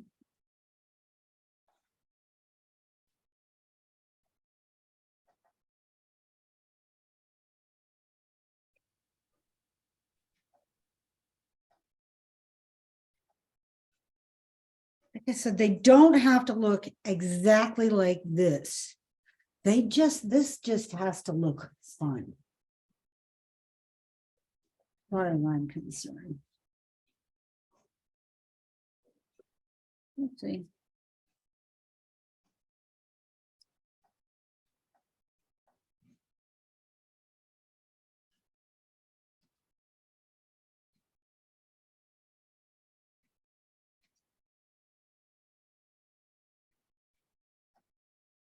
And, okay, so you see this little dot right here? I don't want it there. So I'm gonna basically take some of that green.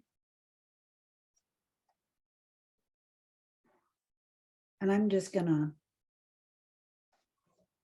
do that. And then basically it just disappears. You don't even see it. It's kind of the, I want to do the same with this little purple spot here too. We don't want to go over the whole thing again.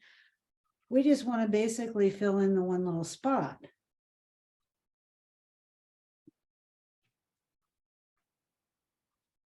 There. Okay, now. How am I going to fix this, huh? Very carefully, huh? So some of it needs to be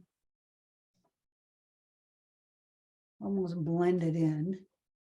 There's an upper eyelid here that isn't necessarily light, white, but you can see it. So I need to just make it more visible first. Then right above that, right above here, I can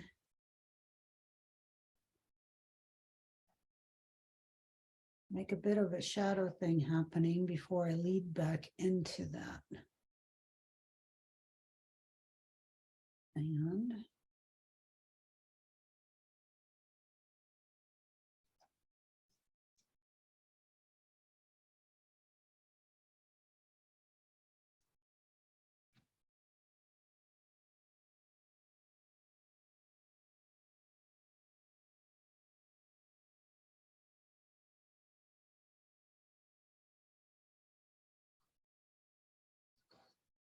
Kim, so often it's these finishing details that make a painting successful. make it or break it. Yes, and to be able to watch you go through that process is very helpful. Thank you. It's torture sometimes. And I don't mean that in any other way but a good way, because it is what it is. And these are the things that I wish that somebody else had shown me. And I never felt like anybody was really all that willing to do exactly that. And it is what it is, you know. Like I said, the one person that I took from, they would not ever finish a painting in front of anybody. And that didn't help.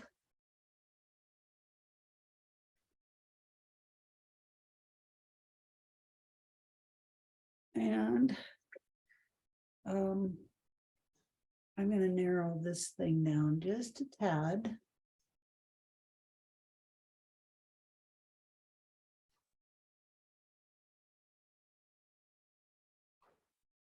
And sometimes all it takes is just a little water.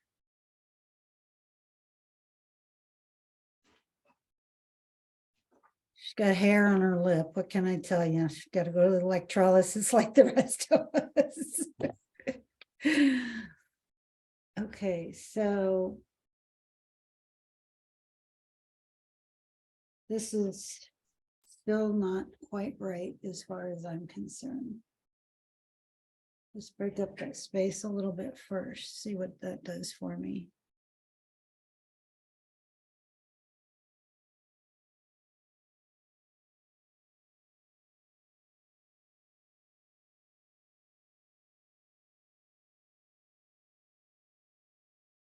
And you know what? That spot is still too light.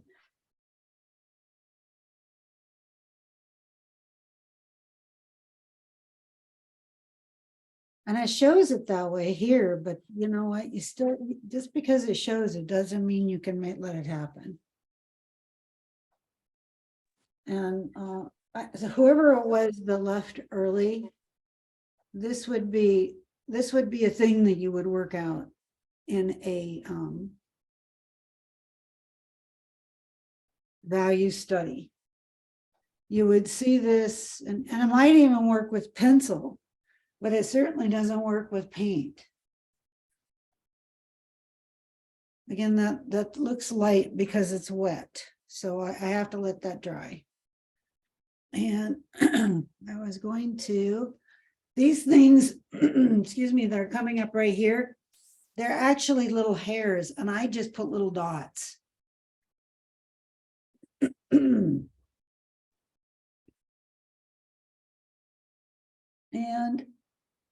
I think that if I can bring one right over the top of the eyeball, it will help settle that thing down a little bit.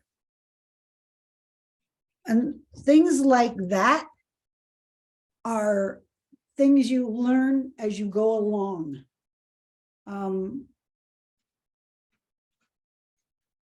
I don't know that anybody actually taught me something like that, but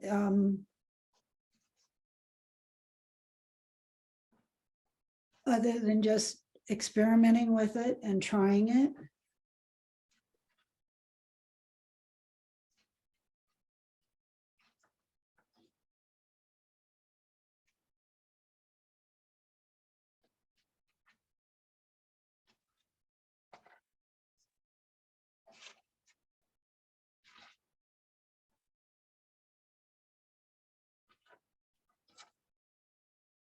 It still feels like to me like the eye is just a little flat, and I'm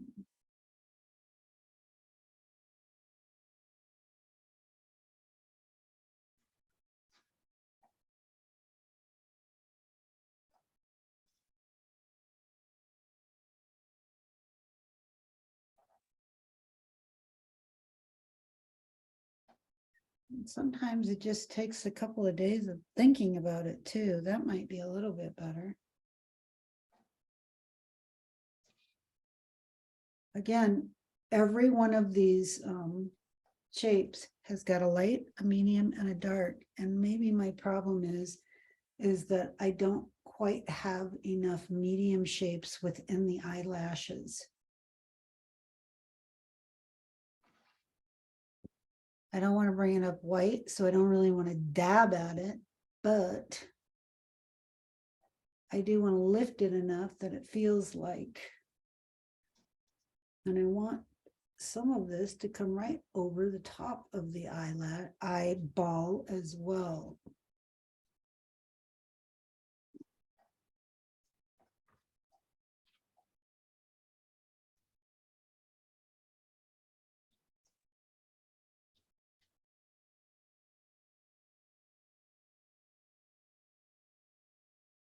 That might feel a little bit better.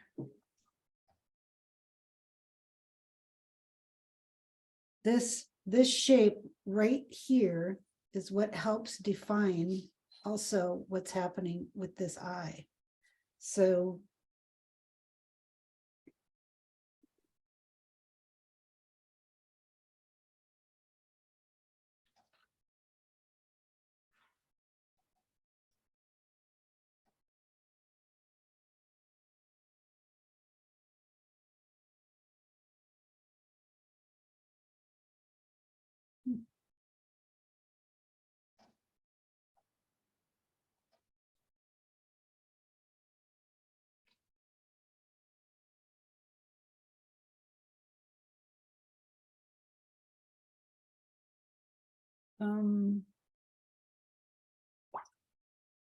the same with this spot right here.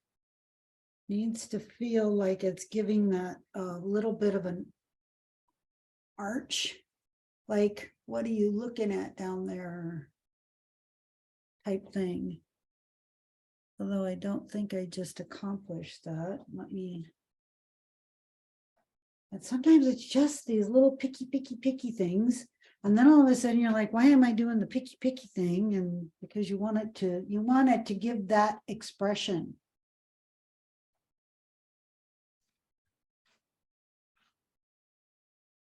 She's a little snooty. Yeah. And you know, for as ugly as she is, she deserves a little snooty. That's the funny thing about these babies, I think.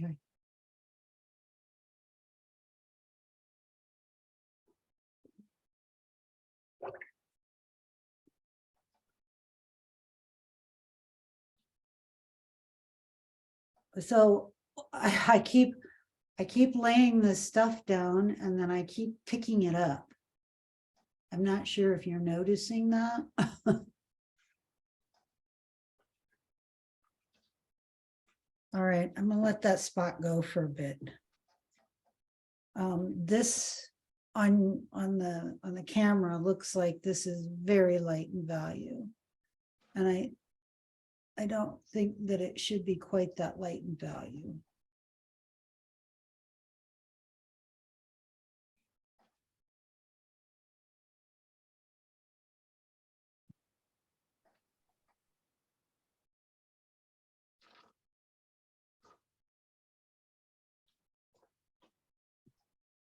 Although you can't see one thing that I just did.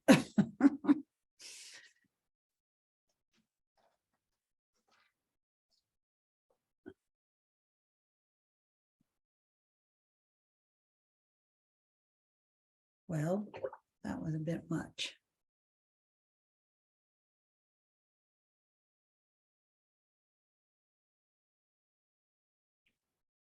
Okay, I better let that dry for a second.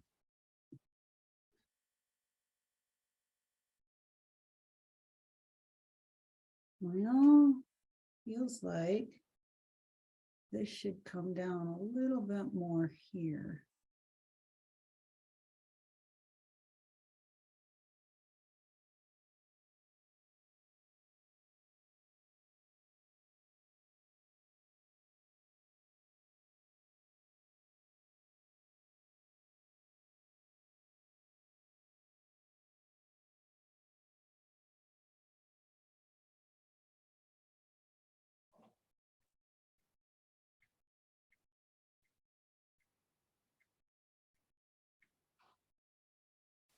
That little move just changed the whole thing.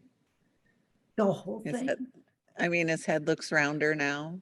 The eye Yeah. looks more right. I was just going to say the same thing, that really changed her attitude a little bit. Uh-huh. Great.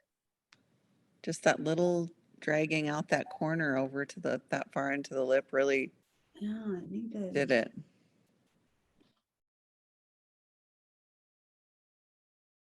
Well, you know how I am. A little bit worked, a whole lot's gonna work even better, right? Oh gosh, that's me too. Go big or go home. And then I I think can't go home. we could all because it's say that, late. I think.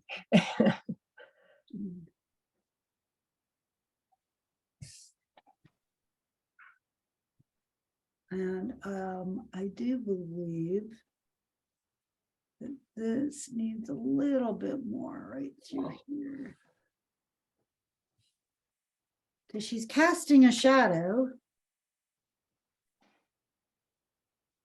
on the bottom lip, but she's got a nice hard line in between. Makes me really.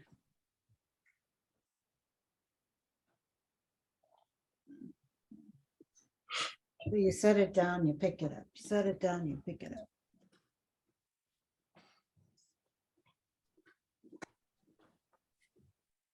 There, her hair is coming in. I put it right over the top of her lip. But having said that, there are some lighter things happening that come from underneath her chin.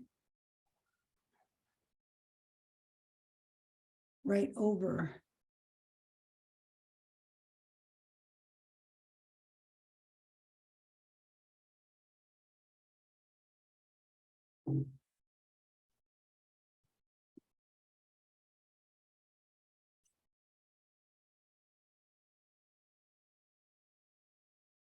Yeah, it feels like to me like this should almost go away. But over here, you definitely see it. You don't necessarily see it on your end, but you see it over here. Now, the only thing that I can say that I could try, since we still have the time, it does feel like I should go more blue.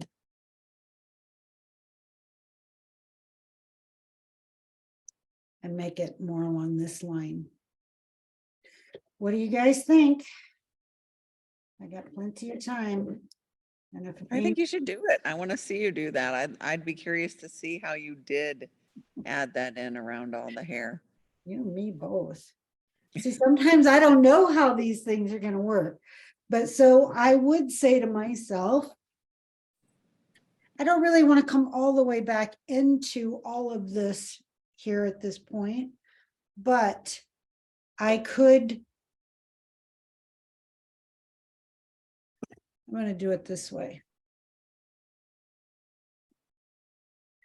I'm going to take this and I'm going to turn it upside down because I have everything flowing this way on my, where it's tilted. So, and you know, I have been known to sit on the floor and curl up into a ball until I can make these things happen right. So I'm going to do this. And you have to turn your reference upside down too. You cannot just say to yourself, oh, I think I'll do this and I'll turn my painting upside down. You have to turn the whole thing upside down. All right.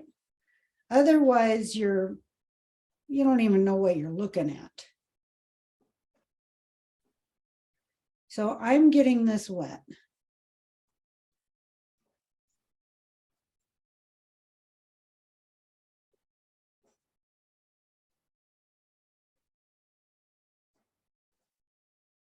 And hopefully what I can do here, like here, it looks like I got a little dark on my blue. So maybe I can lift it a little bit and bring it out.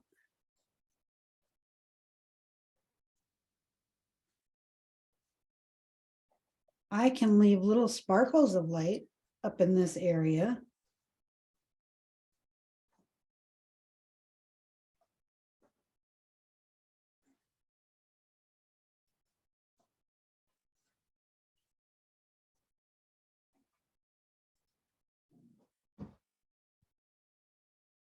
But I want to be careful and I don't want to get too far ahead of myself either.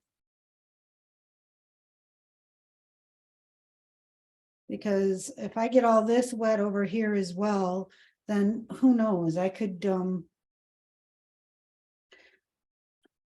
I'm worried about keeping this nice and wet while I still am working on whatever over here. And I also do not want to have any kind of a halo happening. I don't care if it looks like I have a little sparkle of light through here, but I don't want it to look like there's a halo.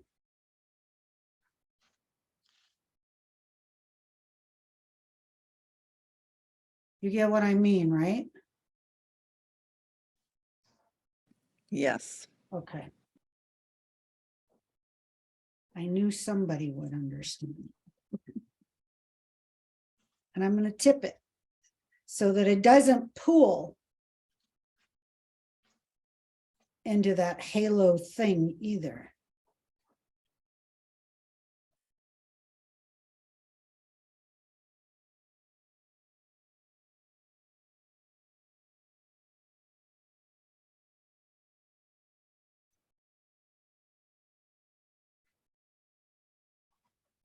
Won't have to go at this like I'm, you know, I'm at the Indy 500.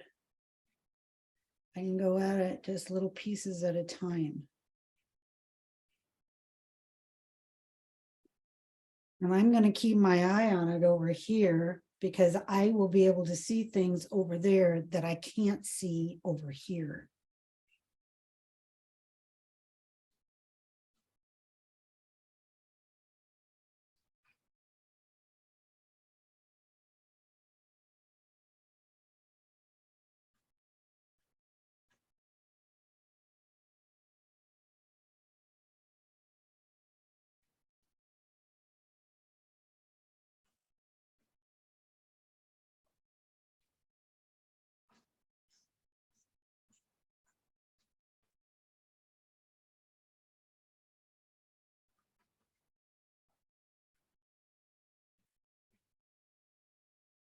I actually really wanted to use some of that cobalt turquoise on this too, and I didn't do it. But the day is not over, girls.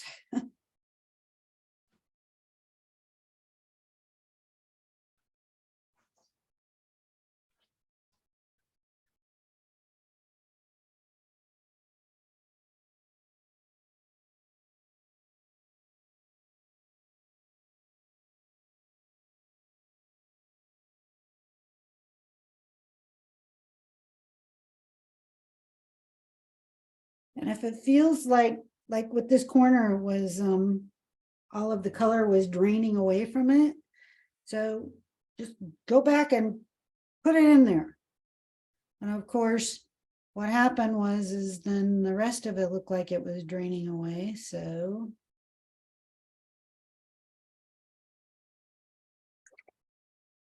okay, that's better.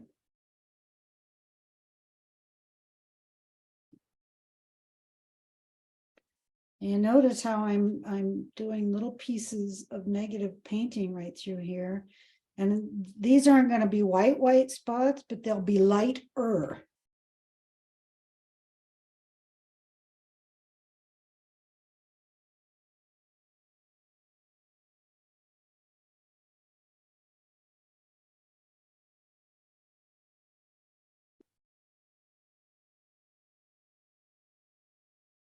Okay. So now I can come over this way.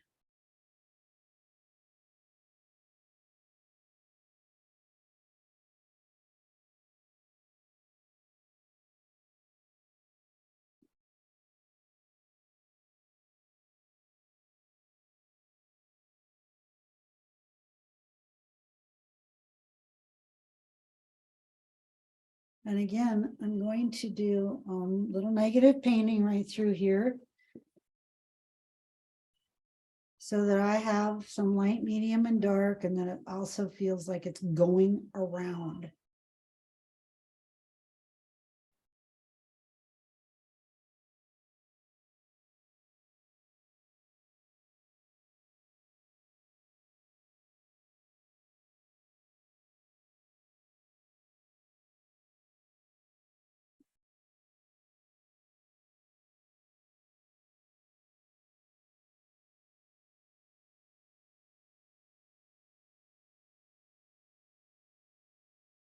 Oops.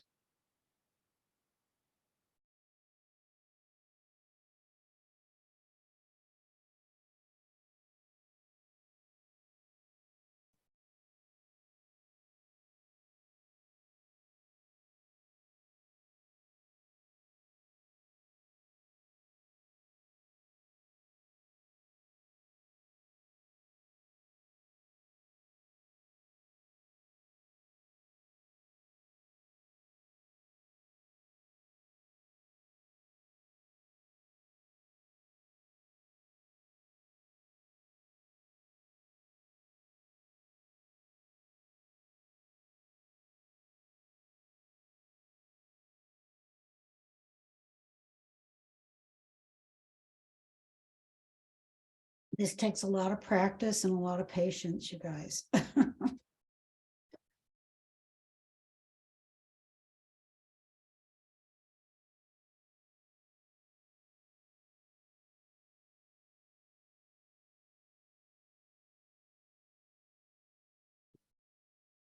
And that doesn't mean it's gonna turn out either.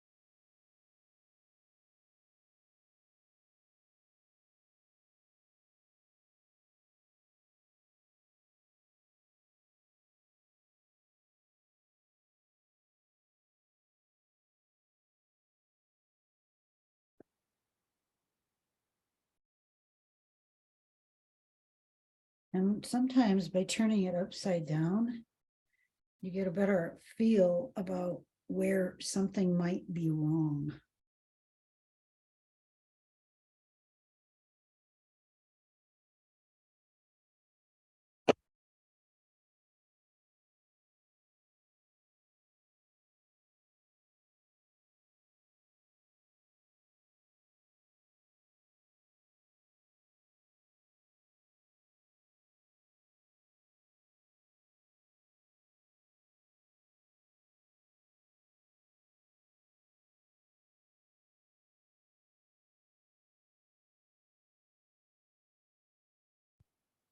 Right, I'm gonna let that dry and then I'm gonna come back in there one more time with some darks.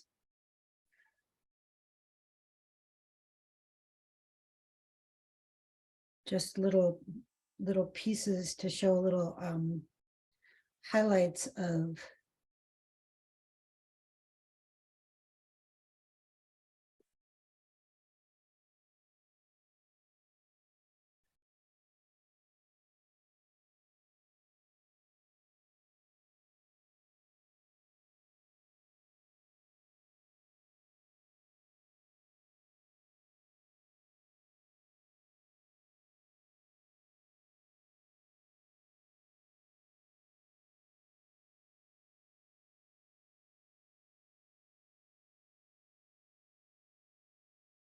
I don't know if you guys got your eradicators, but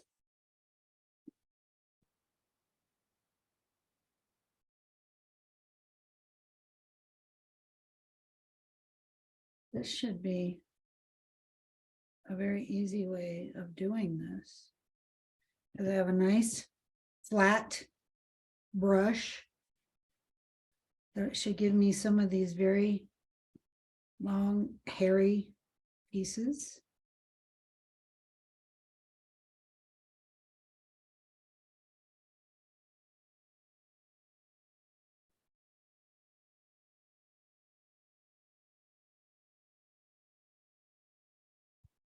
Hang on.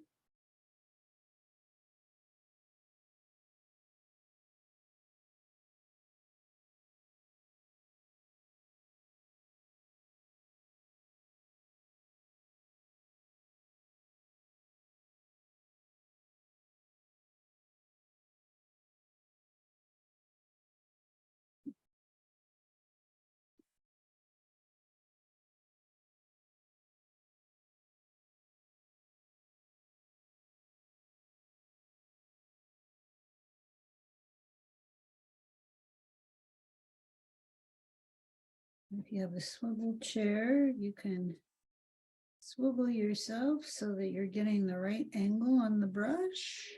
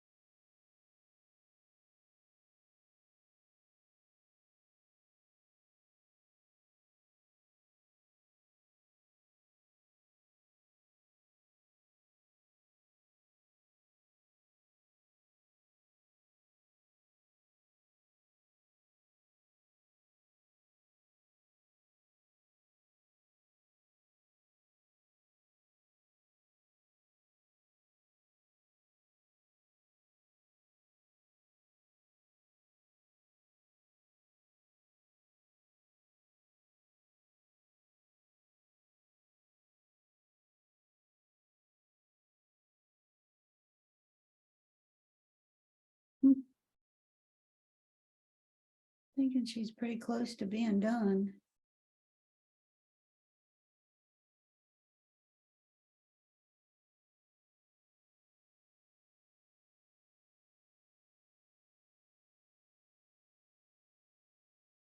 Now I'm just putzing, so.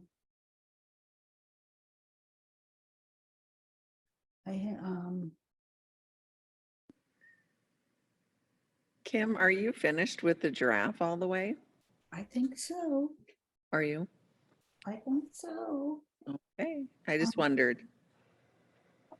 Can you see anything else that maybe needs to be done? You know what? Again, we still have a few minutes.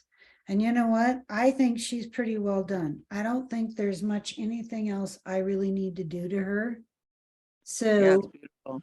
and so having said that, I still have time. I am. I'm gonna go on this one and I'm gonna do more of a background again. Because that got pretty wimpy. Adding that blue to the ostrich in the background did help, I think. Yes, I agree. Kim, will you show us the ostrich one more time, right side up? Yes.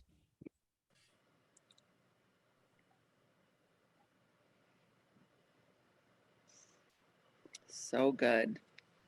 And you know, like I It said, is. I did not use the reference. I did not draw any of this stuff in, but because it's there, we'll have a tendency to make that stuff darker in that area anyway, because it's there. We can't help ourselves. It's just the way it is. It looks great. Thank you. It does, very nice. They are very fun. I want to see your guys's when you get them done. I'll send a picture when I do it. Please, all of you, because they are very, very fun paintings to do. And so I'm going to do the same to this. My background got very, very wimpy on this. And so I'm going to, I don't even hardly need this over here because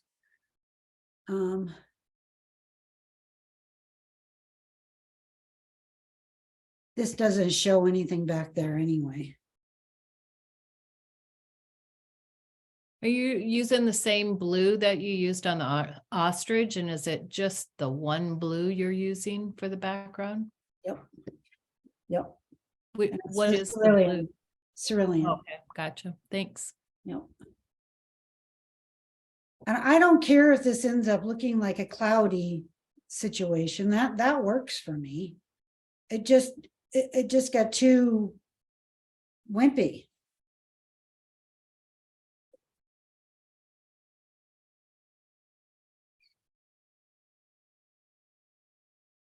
I find that the more that I paint or the more that I'm around people who paint, I do have a tendency to use more value in my paintings than a lot of people do. And They have a hard time, and I had a hard time when I was starting to paint, to really get true value in your painting. It was a difficult process. But I do find that that is what I like. I like it that way. And when I'm drawn to paintings that have a lot of value in them.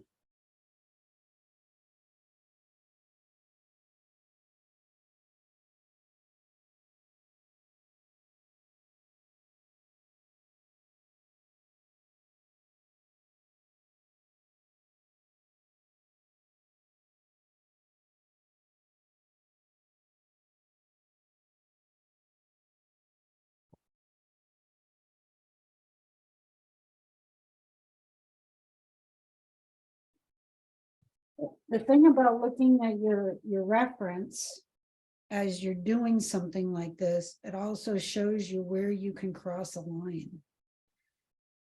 Where you want to have a cleaner line.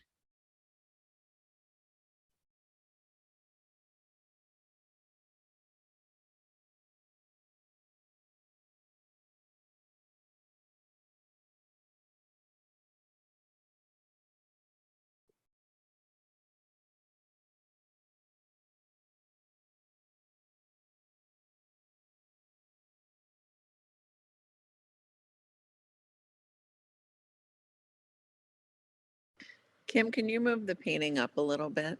Oh, Yes. thank you. Sorry. That's so pretty. I get working on it and it's like, well. I got it. I have to tip it because there's when I'm going to do something like this, you just have to be so careful about how you are going to avoid having a halo effect. And so that's why I'm in here tipping it this way and tipping it that way. And here, I'm going to pull that right up into this area too.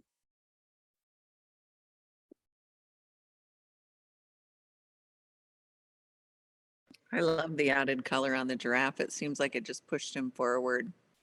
Exactly. And I can, if I can, do a little bit of negative painting so that he's got some light spots for his little whiskers on one side or down below, not all dark, not all light. I'm gonna get this wet first. And so, like I said, these things, they take patience. You can't go in here and just decide, okay, I'm gonna just do this real quick. There is no quick. And you have to decide, okay, you have parts that are going to be painted, parts that are not going to be painted, and then you come in here and just getting this wet and feeling like you're keeping it wet enough during the whole process. It's a big undertaking, just like what I did with the ostrich. But like it didn't make any sense for me to even lay down any masking fluid on this because you can't even see that there was lighter pieces underneath here. So that's another reason why it truly needs more of a background.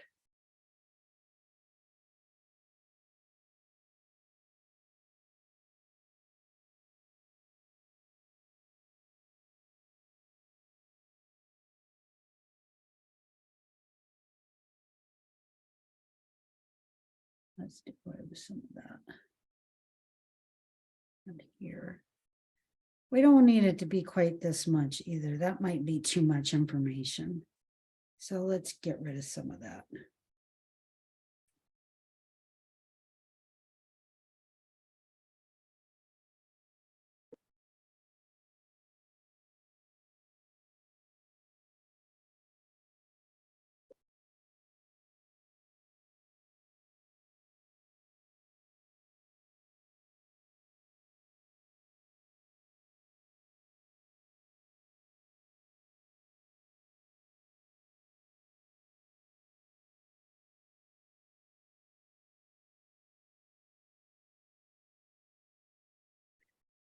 any of these dark lines I can go right over the top of. But if I want there to be any lighter lines, I have to paint around them.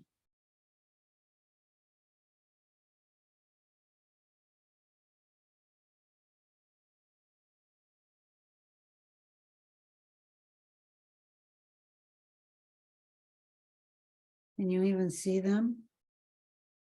Or is it not dark enough yet? I can see them. Okay.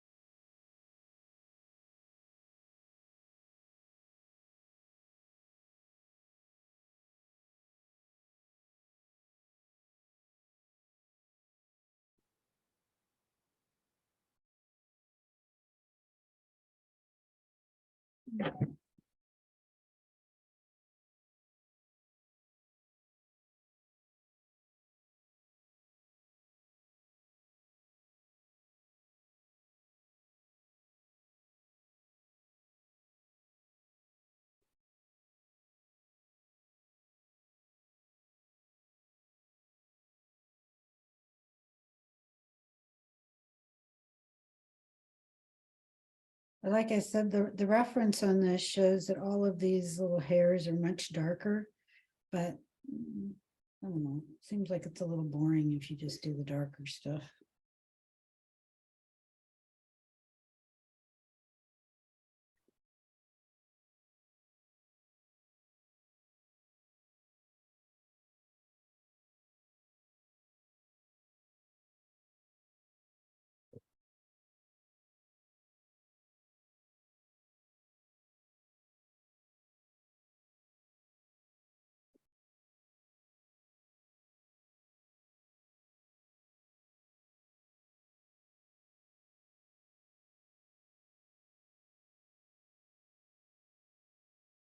Well, I don't know where that red is coming from, but get her off.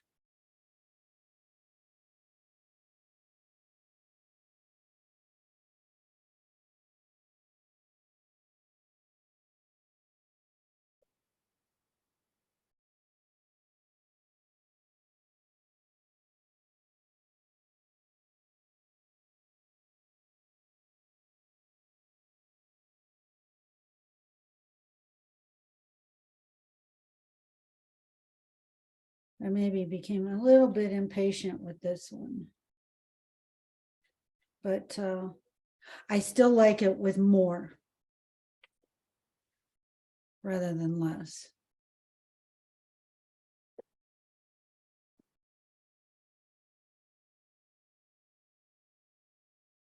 And like, I came back with that green and made a bit of a mess over on this side. So I'm just coming back with more blue on this side and letting it kind of fade in too. We'll see what happens.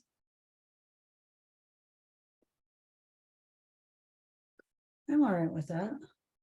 I think I have to come back in here though and reestablish that eye, maybe a little bit, maybe just the eye lashes, the eyebrow, the bottom lash. And the other thing I could do is bring this right up into, you cannot be afraid.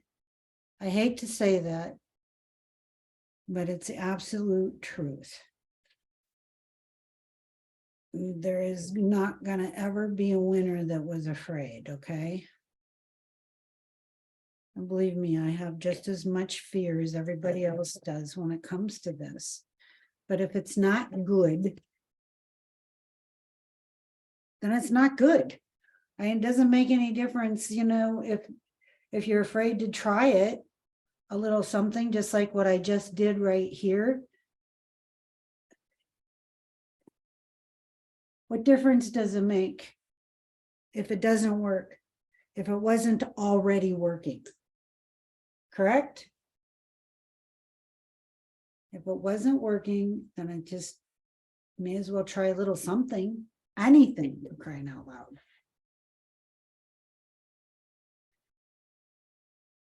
Even as this is dried, they always say, and I know we talked about this when I was there, that watercolor dries 20% lighter. It still doesn't mean anything to me. All I know is when it's dry, it's either right or it's not right when it's dry, period. I know I'll have to go back in with more value if it's not right.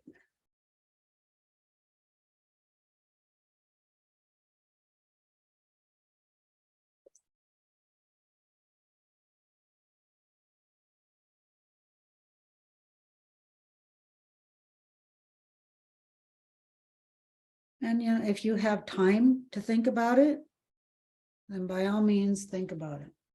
But when you don't have time, then you have to just get in there and you have to just do it.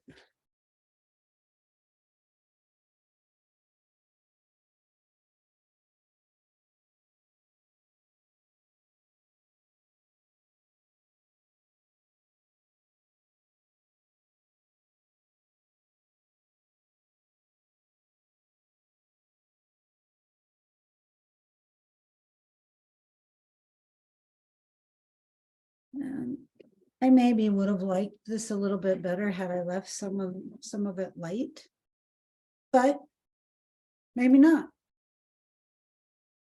It's not dry yet, so I don't really know. And I can already tell you when this dries, I am going to reestablish that line.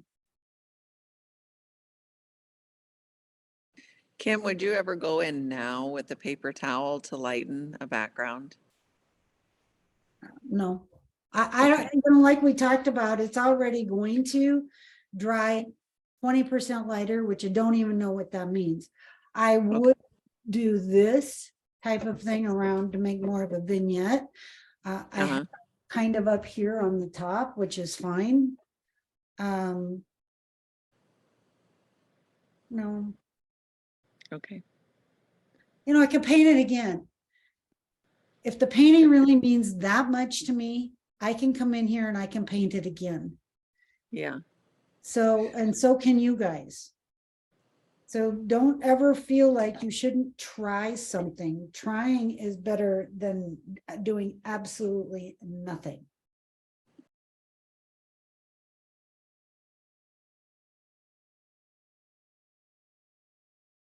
If it's a mediocre painting and you're satisfied with the mediocre, fine.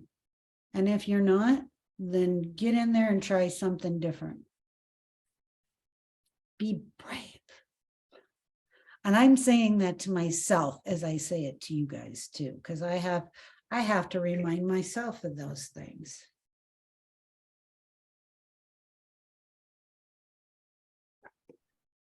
Isn't another option just to paint on the back? When it's 140 pound, not so much. If it's Oh. 300 pound, sure. You got lots of options. That's when I end up doing a lot of shorebirds. I remember you saying that. Yeah. Oh, yeah. And the the paper has gotten so stupidly expensive that it's almost ridiculous. And I haven't really been using my 300-pound paper because of it. It's it just gets to be a lot of money. And especially when you're teaching and you feel like half your paintings already are a disaster. Although I don't think either one of these are disasters. Not really. I think they're both, I think you could sell them both. They're Well, beautiful. I was thinking I could send this one to my nephew. Oh, that's nice. Yeah. I don't know if he'd like it, but he could have it if he wanted it. Because this paint was very thick right through here. That's why it ended up fuzzy right there. And you know what? I don't even know that I care, because it just helps it become part of the paper. You know what I'm saying? That, it becomes part of the scene and doesn't make it feel like it's cut out, paste out. It feels like it's all part of them. Maybe not. It does feel like there's a little bit of a line right through here, but it could be because it's a little warped right there too. So I should leave it alone, right? See, I have to tell myself the same thing. But you actually listen. I Not don't. really. Only when I'm sitting here in front of you guys.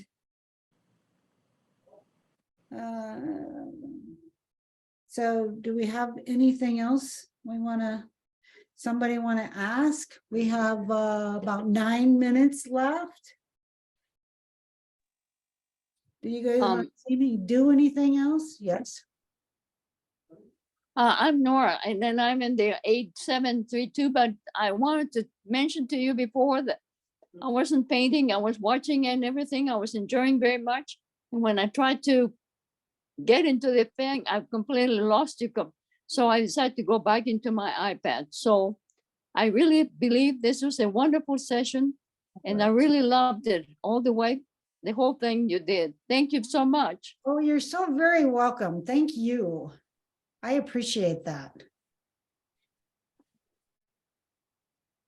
Kim, maybe you want to share your, one thing that I took away from your class was the Daniel Smith stick. Oh, yeah. Did you get one? Did you like I did. it? Good I for got one you. and I like it because, there's a time for that and then there's a time for the echo line. You're absolutely right. I don't go anywhere because I have a brand new stick right here somewhere. Right here. So Daniel Smith sells these watercolor sticks, and they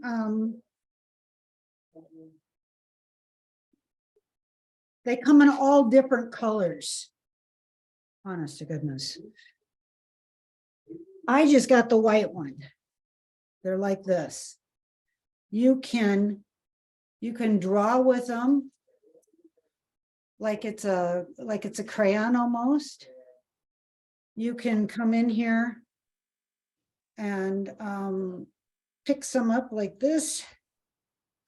And where do I want something?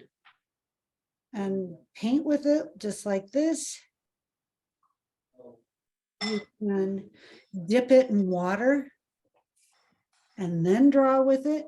I don't find that this covers very well. Have you found that? Yeah. I don't think it does either, but I don't either. Yeah. you can do 2 layers of it. And if it's just for maybe a white of an eye or something like that, it's pretty good. Yeah, but like yours covers really well. Yeah, it does. And what I painted right here, this probably will disappear.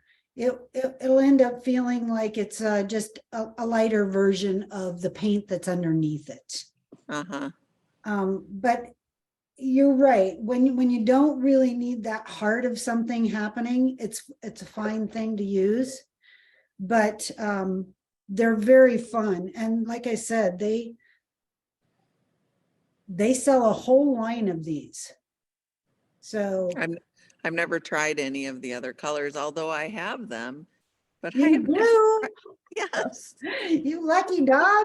I just never have messed with them, but I do have. Kim, I- you were going to add some cobalt teal. I wanted to do that with the ostrich, quite honestly, but I didn't. And I'm messing this up now because I can't leave it alone and it's wet. So it's a good thing it's going to my 6-year-old nephew, huh? Funny. Kim, when do you use the cobalt teal? What is the point of that? Why are you waiting till the end? And is it just to like add brightness somewhere, or what is that Yeah, for? it kind of is. Let me go over here to this one again. So I'm having a difficult time figuring out how to use it, but I love it when I see others using it. Okay, absolutely love it.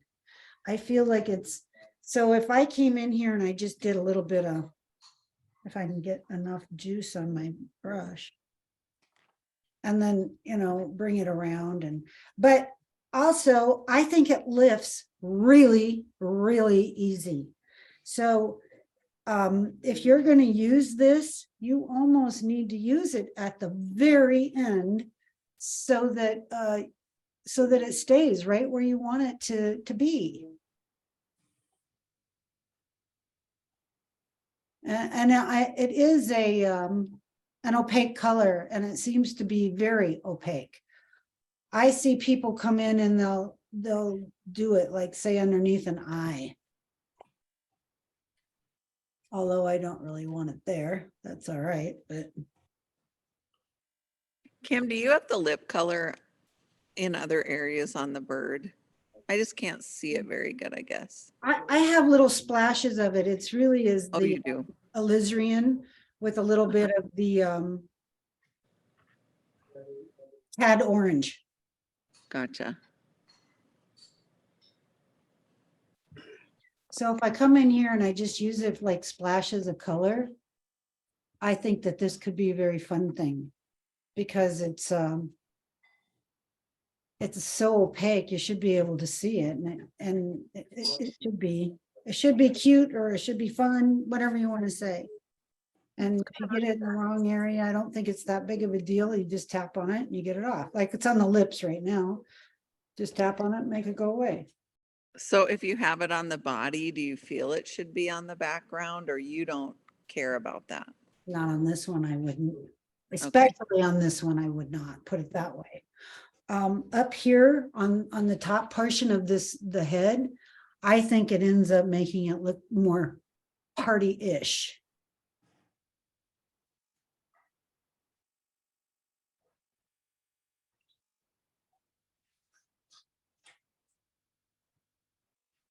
And because I am putting it down here on the body somewhat, I think it's fine. And I don't even know if you're even seeing it very well. Are you? I mean, wait a minute. Let's do this.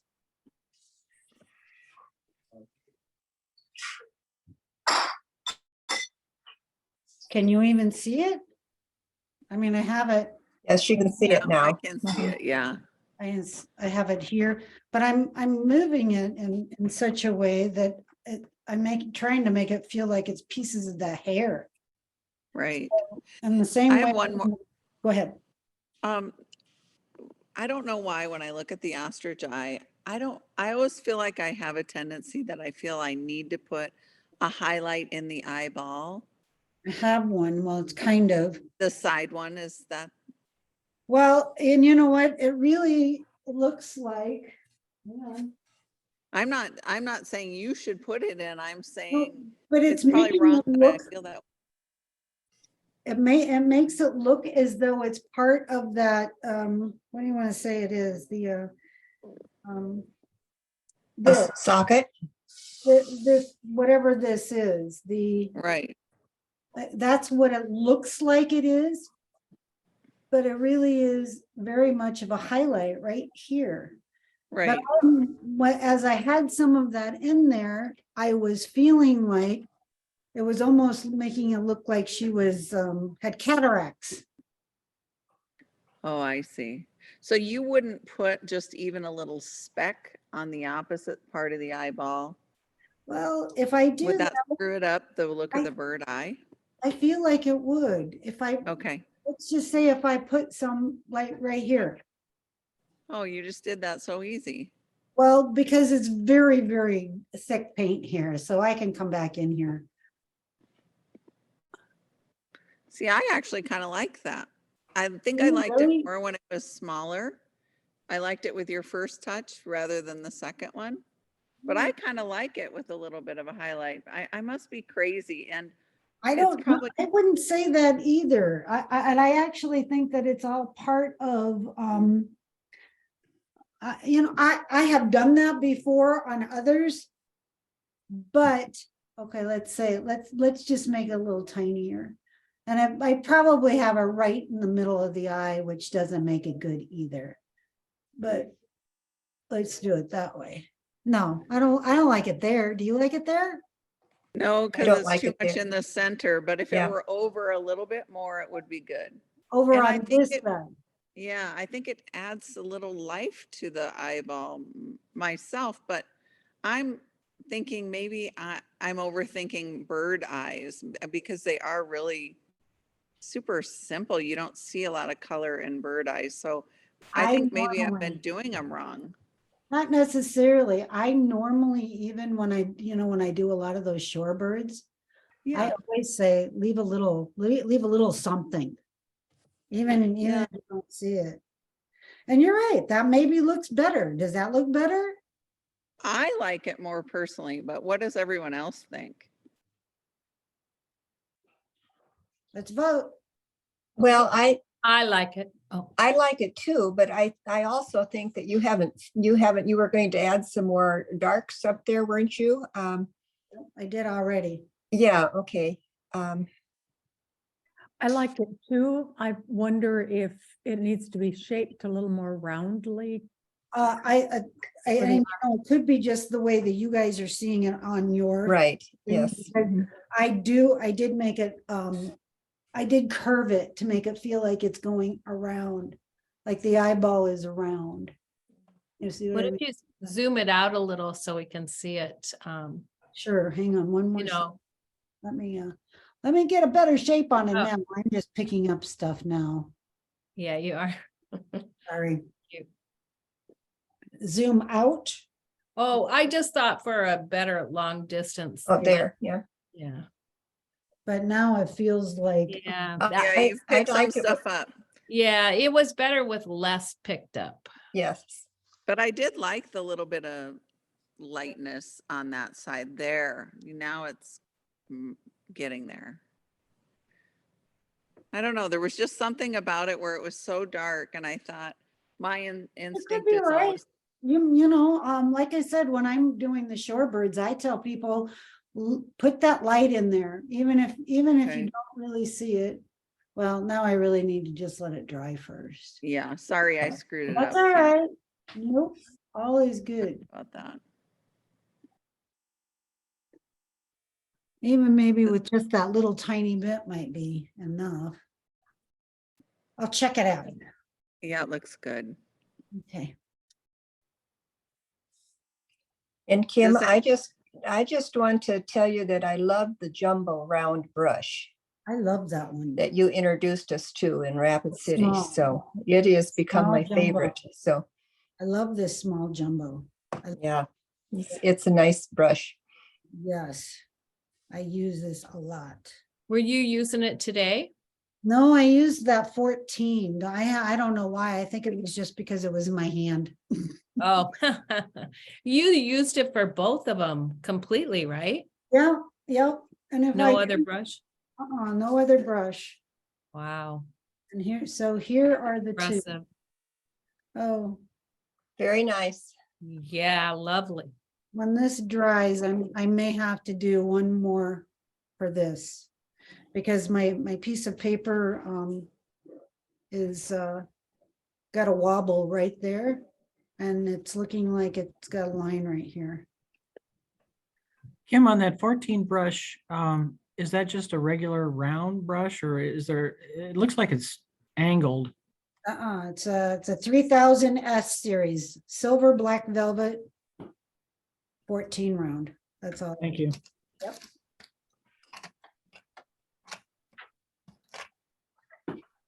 Yep. Anything more I can tell you, share with you? I'm happy to. We just want to thank you, Kim, for being such a spectacular instructor and artist and Yeah, friend. I'm And we sorry once appreciate your again. time. Don't worry Um, about it. We Yes, love thank we're you. not, Kim. I'm yes, we're not worried, and we're excited to see the Minnesota Good. deal now too. So Okay, it's all cool. wonderful. We're happy. If you Um, guys actually watch them, you guys would be better peeps than me because I have bought tapes of like the CDs of Charles Reed's and blah blah. And I guess I just assume that they're going to get to me through osmosis. But they do, don't they? Yes, but you know, I do say whenever I have done a Zoom class, I don't go back and watch, but I am watching very carefully as they're doing their demos and stuff. So Yeah, it was Yes. great, Kim. I loved it. Thank you Thank very much. you're so very, very welcome. And I will get this portion of this tape up as soon as I can onto YouTube, and I will send you the link for this. And I will go back and send you the links for the Minnesota as well. Those are done, so I can send you those. I'll just make sure that they're actually working. Are they? Okay, that sounds wonderful. And Kim, do you have a way to keep track of how many of our members actually view them? Well, let me stop sharing this. Yes, actually, it will just tell me how many have gone on to look at it. It won't tell me exactly who. And I don't know how many already have on the Minnesota group, how many went back to look. I Okay. just don't have a tendency to go back there and look at them. Okay, we just kind of want to know for future reference, like if we decide to do another one, how many of our members actually watched it and all of that. I'm actually kind of surprised the more of your people did not come on to watch, and maybe it's just that they're busy, I don't know. But normally when I'm teaching one of these like Minnesota, I think they had 30 or more members. Yeah.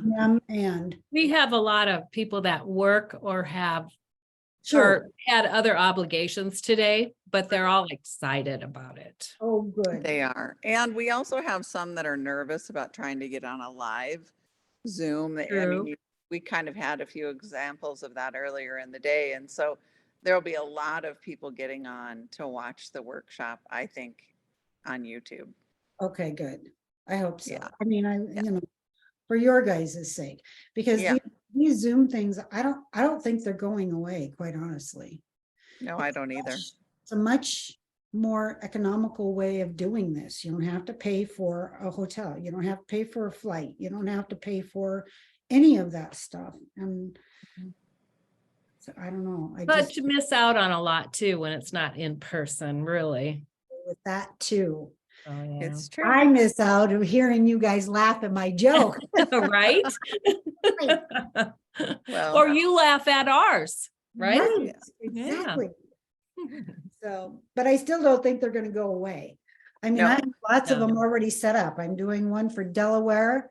And you know, I know on Delaware, I believe I'm doing a striped situation as well.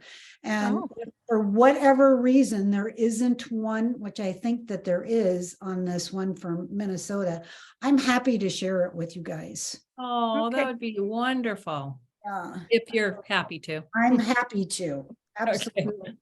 My Yeah. guilt will be Oh, no, unbound. no, no, no. Don't So I have any want you guys guilt. to be more than. Don't worry. happy, Okay. No, we're thrilled and we appreciate you and we'll sign off because we've gone over our time now, but Okay. I want you to know how much we appreciate you. We think you're spectacular and I'm excited to watch the other Zooms and get some feedback from the members and Wonderful. Yes. yes. Yes. So, Okay, great. okay. Thank you. You guys, Hugs. love you guys. Bye. Absolute Take care. best. You Yes. are too. All right, bye. Bye. Bye-bye.